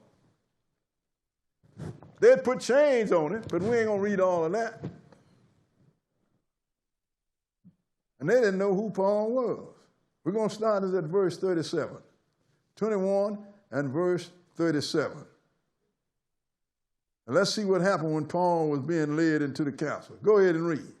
And as Paul was to be led into the castle, he said unto the chief captain, May I speak unto thee? Who said, Canst thou speak Greek? He spoke to the chief captain in his own language. Can I speak? He said, Can you speak Greek? Go ahead and read. Art not thou that Egyptian? What? That Egyptian. Uh-huh. Which before these days made us an uproar and led us out into the wilderness 4,000 men that were murderers? Go ahead. But Paul said, I am a man which am a Jew of Tarsus, a city of Cilicia, a citizen of no mean city, and I beseech thee, suffer me to speak unto thee. So why is it that this guy, Greek captain, thought that Paul was an Egyptian? Because he looked like an Egyptian. You see what I'm saying? Paul told you he's a Hebrew Israelite, sisters and brothers. So Paul was black too. The apostle to the Gentiles. Why was he black? Because Paul was a Hebrew Israelite. But the Lord is a wise God. He knew what was going to happen in the future. So even though we have been shown where Israelites look like Egyptians, he is not going to liken us to the Egyptian. He's going to liken us to Egypt's, to Ham's oldest son, Mizraim. Let's show you why. Let's show you. Let's go into Amos, the 9th chapter. Amos chapter 9. And we're going to read one verse. Amos 9 and 7. Amos 9 and 7.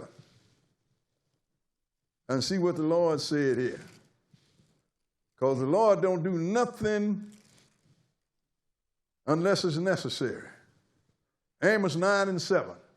Amos chapter 9, and we're going to read verse 7. Okay, read it. Are ye not as children of the Ethiopians unto me, O children of Israel? Go ahead. Saith the Lord.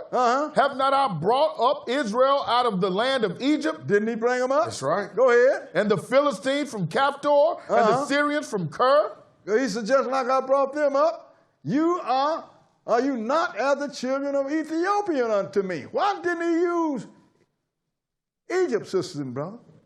Because the Lord knew that somebody else was going to take over Egypt, and they're going to call themselves Egypt. And let's see who's going to take over: the Arabs, the Ishmaelites. Let's go into 2 million years, page 381, and we're going to read the areas that I got numbered, 1, 2, and 3. This is a history book, the last 2 million years. And let's see why the Lord likened us to the Egyptian, to the Ethiopian instead of the Egyptian. Okay, start reading that from the top. Egypt. For thousands of years, the life of Egypt was dependent on the Nile. Until recently, its annual flood deposited fertile silt along the banks, enabling the Phalaean peasants to grow the crops, mainly cotton, on which the economy is based. The river's flow is now regulated by the high dam at Aswan, providing irrigation all the year round. Give me another clip. Since the 7th century, Egypt has been an Arab country, a main center of Islamic life and religion. An Arab country. A main center of Islamic life. Go ahead and read. And religion. In the 1960s, under President Gamal Abdel Nasser, it embarked on a program of socialism, attempting through industrialization to lessen its dependence on agriculture. But farming remains the livelihood of more than 90% of its people. The last clip. And Islamic conservatism has proved strongly resistant to attempts to revolutionize Egyptian society along socialist lines. Overshadowing Egypt's struggle to modernize itself is its long conflict with Israel, its neighbor and enemy since 1948. So now, how long have Egypt been in Arabs' hands? since 700. Did we read that? We read that. How long they've been in Arab land? 7th century. Huh? 7th century. 7th century AD. The Lord knew that the Arabs was going to take over Egypt, and they're going to call themselves Egyptians, like these other people took over Judea and called themselves Jews. Now, I want you to put the 3 pictures to show you what these kings look like.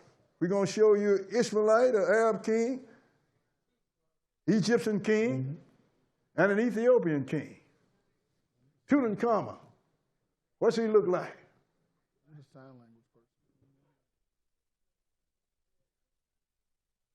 Prime Minister of Egypt, what's he look like? Prime Minister of Ethiopia, what he look like? Now, what 2 look alike and the other one don't? That's why the Lord likened us to the Ethiopian, because he knew that you're going to have Ishmael's children. The Arabs going to take over Egypt. That's why they call it, Egypt had 12 sons. But they called, Arab had 12 sons, Ishmael did. That's why they called Egypt the 13th Arab state. Do we look like Tutankhamun? No. But he do, don't he? Yep. So that's why he likened us to the Ethiopians instead of the Egyptians, because he knew another people going to be called themselves Egypt, and they don't look like us. And you know, when the black preachers go in to show black in the Bible, let me show you where they go. Let's go into Acts the 13th chapter. Acts chapter 13. These Black History series are a little longer than regular lesson. That's because we have so much stuff we want to put out there. And believe me, I cut this lesson so you'd almost think it was to a bone. Acts the 13th chapter. So this is where everybody go to show you black in the Bible. 13:1. Acts 13:1. Okay, read it. Now there were in the church that was at Antioch certain prophets and teachers, as Barnabas and Simeon, that was called Niger, and Lucius of Cyrene, and Manaen, which had been brought up with Herod the Tetrarch, and Saul. Now they look at this guy, see, Niger. So you had a black among the prophets. No, sisters and brothers. All of God's prophets are Israelites, and they're all black. He was just blacker than the rest of them. Like we got a brother we call Blue. He's so black. Let me show you. He could not be among Israelites. Let me show you what God said. Let's go into Amos, the 3rd chapter.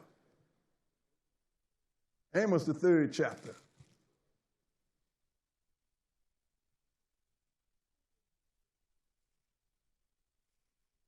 And we're going to start reading at verse 1. But that's where the black preachers go to find him.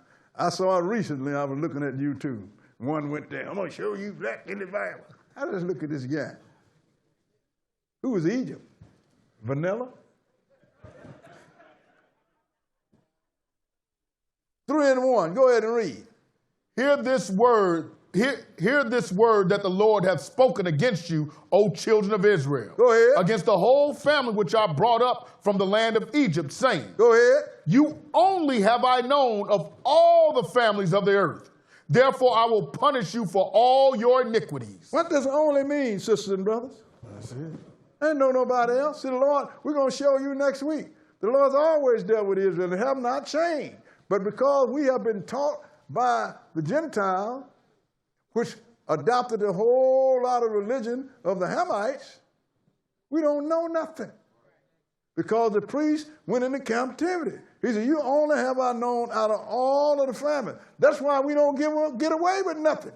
Because the Lord said it here. Therefore, I will punish you for all your iniquities. Gentile do something, they slap him on the hand, he get a misdemeanor. You do something, They slap you, put you in jail, slap you with a felony, now you can't get a job. Lord said, you ain't getting away with nothing. Now let's back up to Amos, the 2nd chapter. Amos, the 2nd chapter. And we're going to read verse 6 and skip down. Amos 2 and verse 6. Read it. Thus saith the Lord, for 3 transgressions of Israel and for 4, I will not turn away the punishment thereof, because they sold the righteous for silver and the poor for a pair of shoes. Look, so we did our amount of selling too. Lord said, I ain't going to turn away from my punishment from you. Skip down to verse 9 and see what the Lord said. Verse 9 and go ahead. Yet destroyed I the Amorite before them. Go ahead. Whose height was like the height of the cedars, and he was strong as the oaks. Yet I destroyed his fruit from above and his roots from beneath. That was the first people that Israel knocked off when they come up out of Egypt. Was the Amorites, sisters and brothers. Go ahead and read. Also I brought you up from the land of Egypt, and led you 40 years through the wilderness to possess the land of the Amorites. He did it. Go ahead and read. And I raised up for your sons for prophets. I raised up for your sons. Your sons, didn't it? For prophets. Go ahead and read. And of your young men for Nazarites. Is it not even thus, O ye children of Israel? See now, so all of the prophets was Israelites. All of the apostles was Israelite sisters and brothers. Nigel, in the time of Jesus, had he not been an Israelite, he wouldn't have been among the Jews. They wouldn't have even spoke to him. Why do you say that, Brother Boyd? We're going to let the Bible tell you. Let's go into Acts, the 11th chapter. Acts chapter 11. In another lesson, I can show you where Jesus, when he would speak to somebody, and they was asking him, because they wasn't Israelite. But then that's another lesson. Acts chapter 11.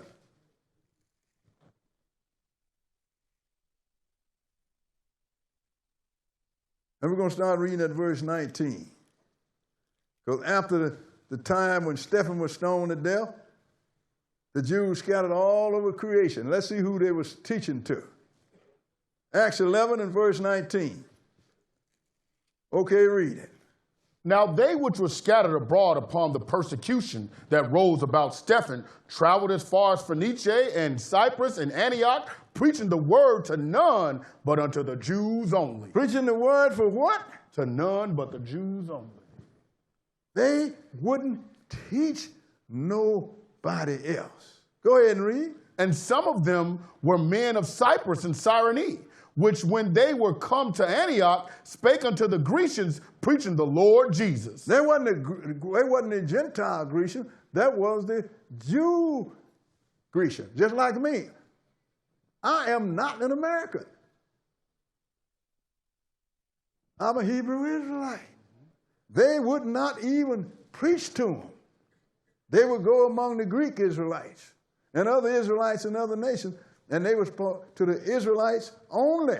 Skip down to verse 22 and go ahead. Then tidings of these things came into the ears of the church which was in Jerusalem, and they sent forth Barnabas that he should go as far as Antioch. Now, when they heard that all these Israelites that was among the Gentiles was going for the word, they sent Barnabas. But Barnabas was always a partner with Paul. Skip down to verse 25 and go ahead. Then departed Barnabas to Tarsus for to seek Saul. And when he had found him, he brought him unto Antioch. See, you notice he was still called Saul then, because he had not been among the Gentiles teaching them. So Saul was his Hebrew name.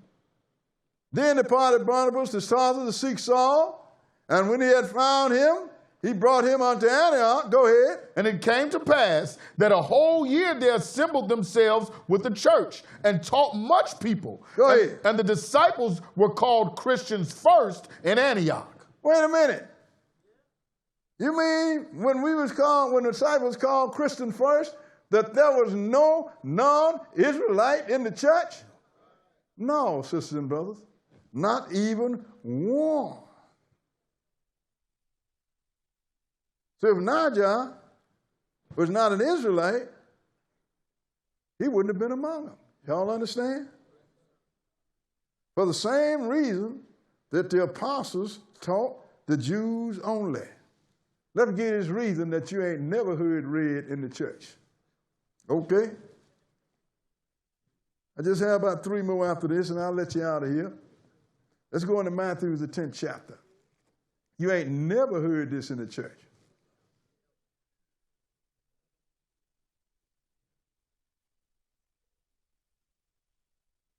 You'd be surprised at the stuff you run into if you just simply pick this Bible up and read it. Matthew's 10. Matthew chapter 10. And we're going to read verse 1. 10 and 1. Okay, read it. And when he had called unto him his 12 disciples, he gave them power against unclean spirits, to cast them out, and to heal all manner of sickness and all manner of disease. So now his 12 apostles, his 12 disciples, which became the apostles, he gave them power to heal all kind of diseases and cast out devils. Then he gave them a commandment. Skip down to verse 5 and go ahead. These 12 Jesus sent forth and commanded them, saying, go not in the way of the Gentiles. Go not in the way of the Gentiles. Go ahead.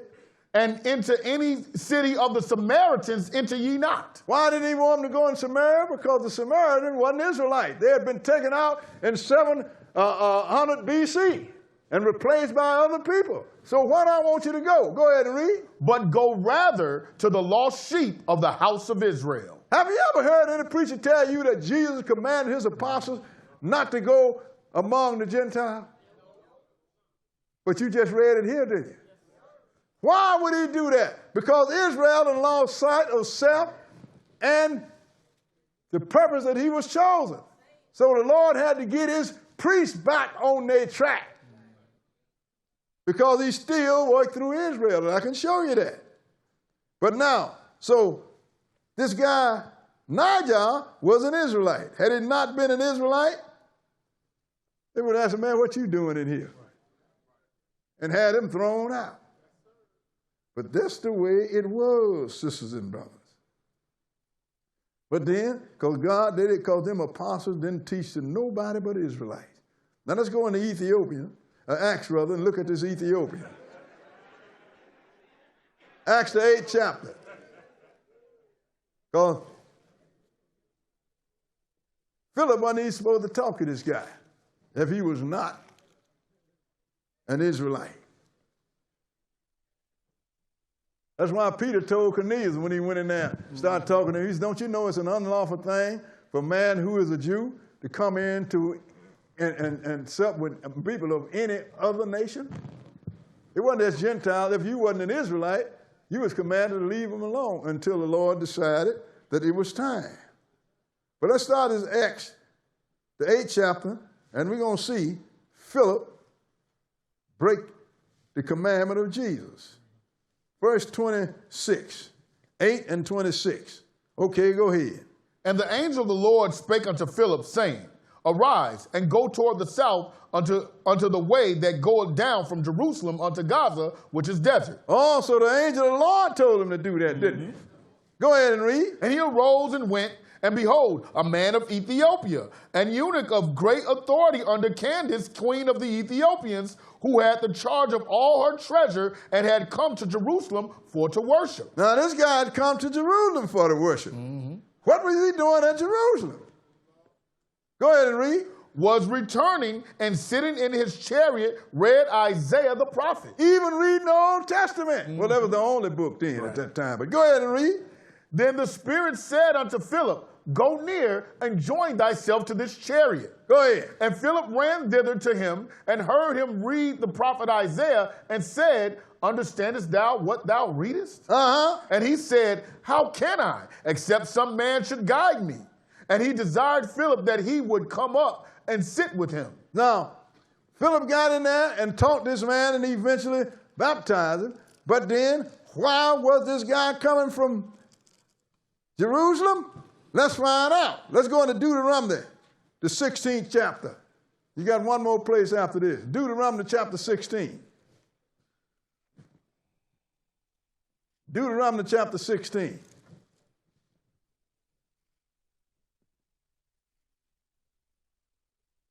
And we're going to start reading. We're going to read one verse, verse 16. Deuteronomy 16 and verse 16. Read it. 3 times in a year shall all thy males appear before the Lord thy God. Go ahead. In the place which he shall choose. Uh-huh. And the feast of unleavened bread. Feast of unleavened bread. And in the feast of weeks. Which is Pentecost. And in the feast of tabernacles. And in the feast of tabernacles, sisters and brothers. So, what was this Ethiopian doing down in Jerusalem, coming back? He had obeyed because he was obeying the law. These feasts that we keep, we always had to keep them, but in that time, you had to go to Jerusalem to keep them. And I show you, that did not stop in the Apostles' day. Let's go to one last place. But before we go there, I want to show you what Ethiopian and what it was that went down there. And I'm also going to throw up as a gift some of the Gadites in Nigeria. Put me up the Ethiopian on the board.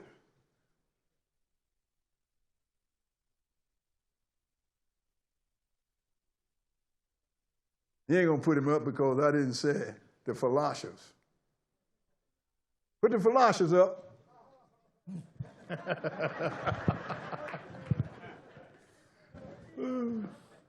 Now read it, Antoine. Historians see Philosophes as possible descendants from Israel's tribe of Dan. What? You a Philosopher? You are laughing at us? Are there any white Philosophes? That's a Jew. That's one of the Edomites went over there, called himself a Jew. This guy said, what? You laughing at us? Are there any white Philosophes? That's talking about Israelites. The answer to that is no. Go ahead and read.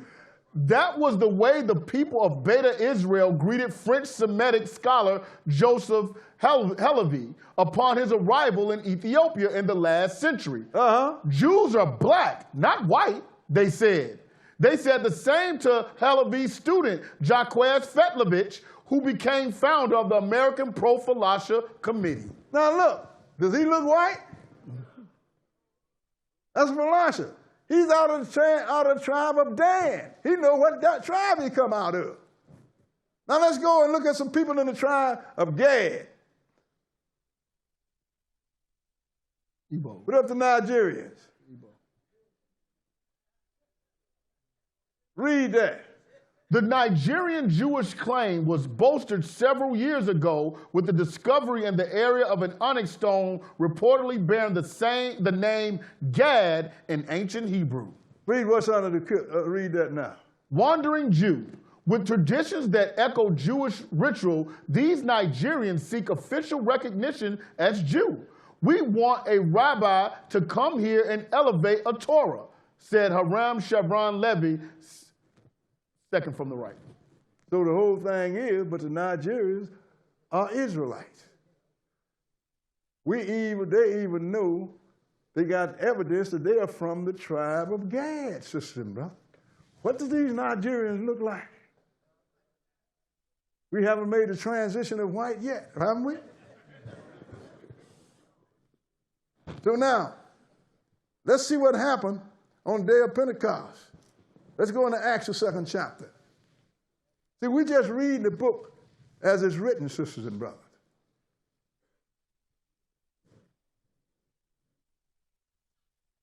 Acts chapter 2.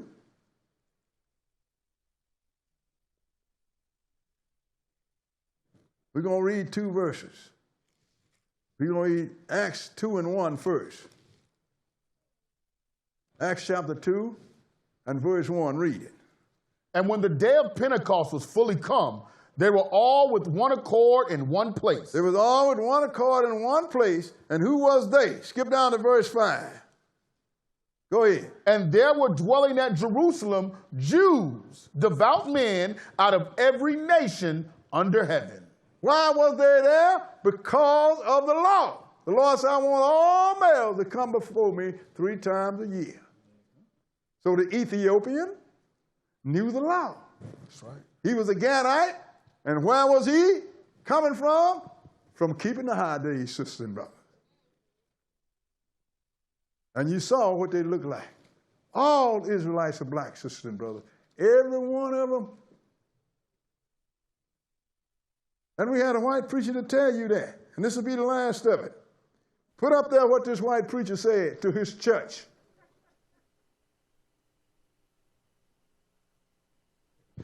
Read it. We hear him talking. I want to hear him talking. Say something right quick. I think back on the African-American people in America. I think how that they were taken against their wills, put in the belly of ships, brought over here, beat, cussed. Many of them died in the guts of those ships, thrown overboard. They were pulled from families over there. Okay. I'm going to say that.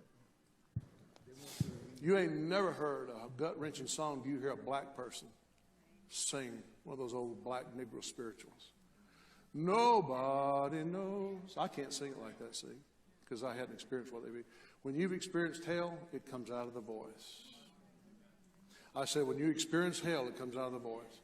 If you're one of those people that you got a problem with black people or whatever, you better shut your mouth, because they're God's people. You better hear what I'm saying to you. You better shut your white mouth.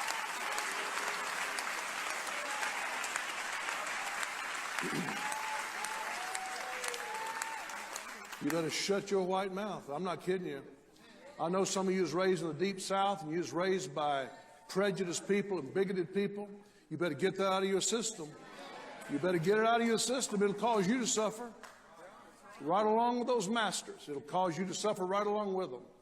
These are God's people. And I know that there's wicked in white races and wicked in black races and all that. I'm not justifying none of that stuff. I'm just saying God knows what happened to the black race. He knows how they wound up over here. And God is going to reimburse the black people for all their trouble and all their labor. You watch what I tell you. Watch what I tell you.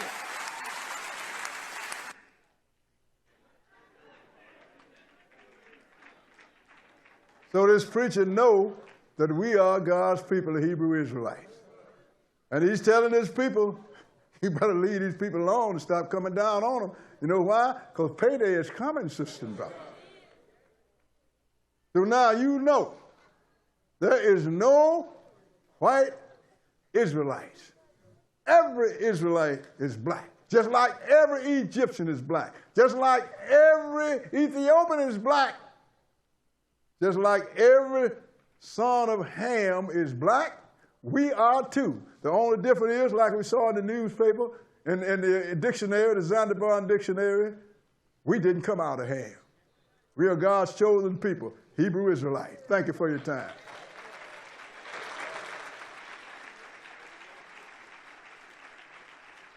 Next week, you're going to find out why that we are in America and everywhere else. You're going to find out. And you're going to find out who did it.